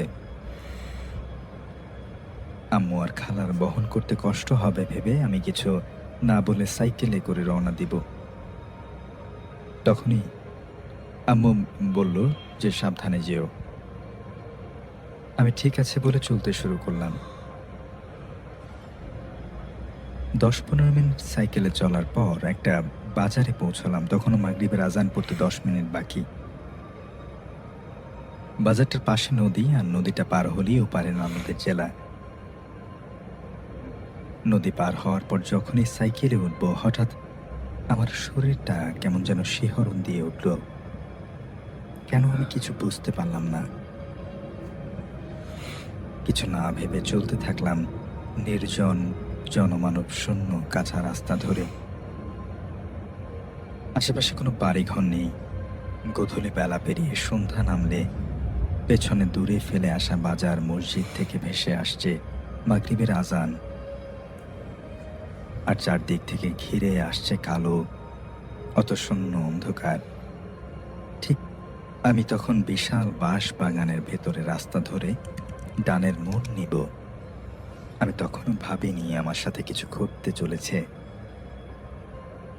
হঠাৎ আমার চোখ যায় বাঁশবাগানের বাম পাশের শেষ প্রান্তে। আমি খুব ভালো করে অন্ধকারে দেখতে পাচ্ছিলাম 7-8 ফিটের একটা মহিলার আকৃতির, লাল পায়েরওয়ালা, হলুদ শাড়ি পরা, ঘোমটা দিয়ে আমার দিকে খুব দ্রুত আসছে। কিছুটা ভয় পাওয়ার পরও ভাবলাম মহিলাটি আমি যে রাস্তা ধরে যাচ্ছি সেও হয়তো এই রাস্তা দিয়ে কোথাও যাবে। কেন যেন ভয় পাবার পরও সাইকেল চালানো অবস্থায় ওই আকৃতিটার দিকে আমি অবাক হয়ে তাকিয়েছিলাম। এমন সময় শাফিন ভাই বিশ্বাস করবেন কিনা জানি না, মহিলাটি খুব দ্রুত আমার পাশে আসার কিছু আগে আমার গায়ে হালকা গরম বাতাসের পরশ লাগলো। আমি কিছু বুঝে ওঠার আগেই সাইকেলের কিছুটা সামনে দিয়ে এসে চলে গেল। আর আমি দেখতে পেলাম মহিলাটার মুখ আর হাত ছিল না, তার পা ছিল বেশ মোটা আর লোমযুক্ত, অথচ মুখ না থাকার সত্ত্বেও ঘোমটা ঠিকই ছিল। কিন্তু এটা কি করে সম্ভব? তারপর আমি সাইকেলের সহ ব্যাগগুলো নিয়ে মাটিতে পড়ে গেলাম।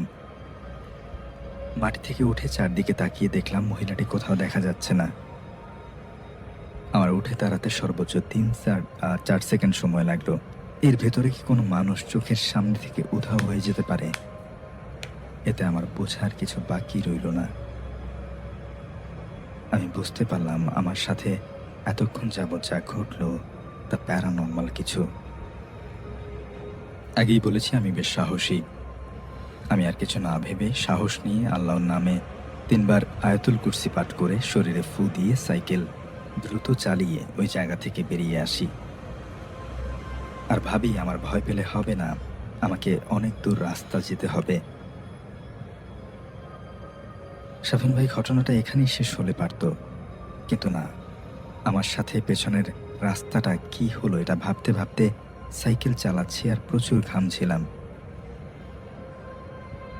কিছুটা রাস্তা পেরিয়ে ছোট্ট একটা গ্রামে প্রবেশ করলাম।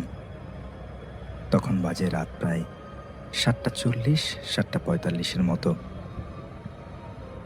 গ্রামে এ সময়টা অনেক রাত। গ্রামের কোনো মানুষজন ওই সময় রাস্তায় ছিল না, চারদিক নীরব নিস্তব্ধ অন্ধকার। গ্রামটা থেকে আমার নানুর বাসা সোজা পশ্চিমে আরো 1 কিলোমিটারের মতো হবে। আর এই গ্রামের পর কোনো গ্রাম বা লোকালয় নেই, আছে শুধু বিশাল চরের ভিতর একটা সরু রাস্তা।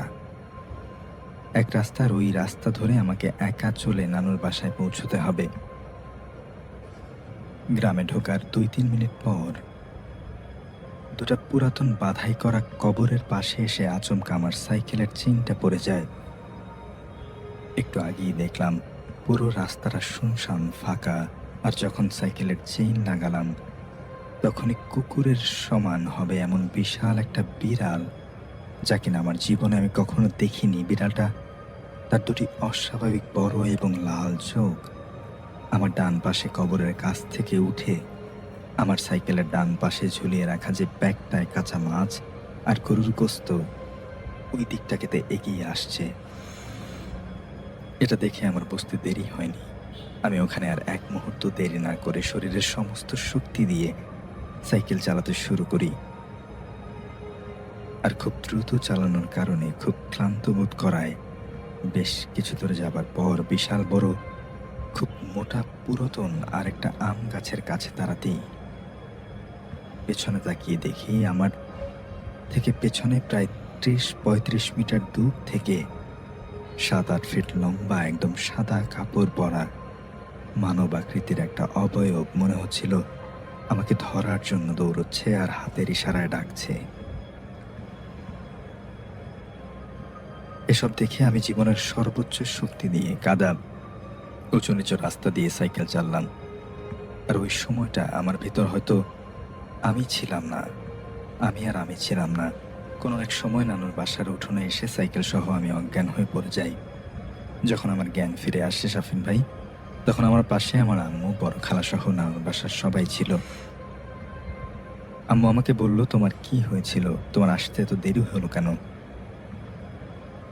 আমি সবকিছু বিস্তারিত জানানোর পর আমি জানতে পারলাম শাফিন ভাই, আমার আম্মু এবং বড় খালা আমার আসার মিনিট 20 আগে আমার নানুর বাসায় এসেছে।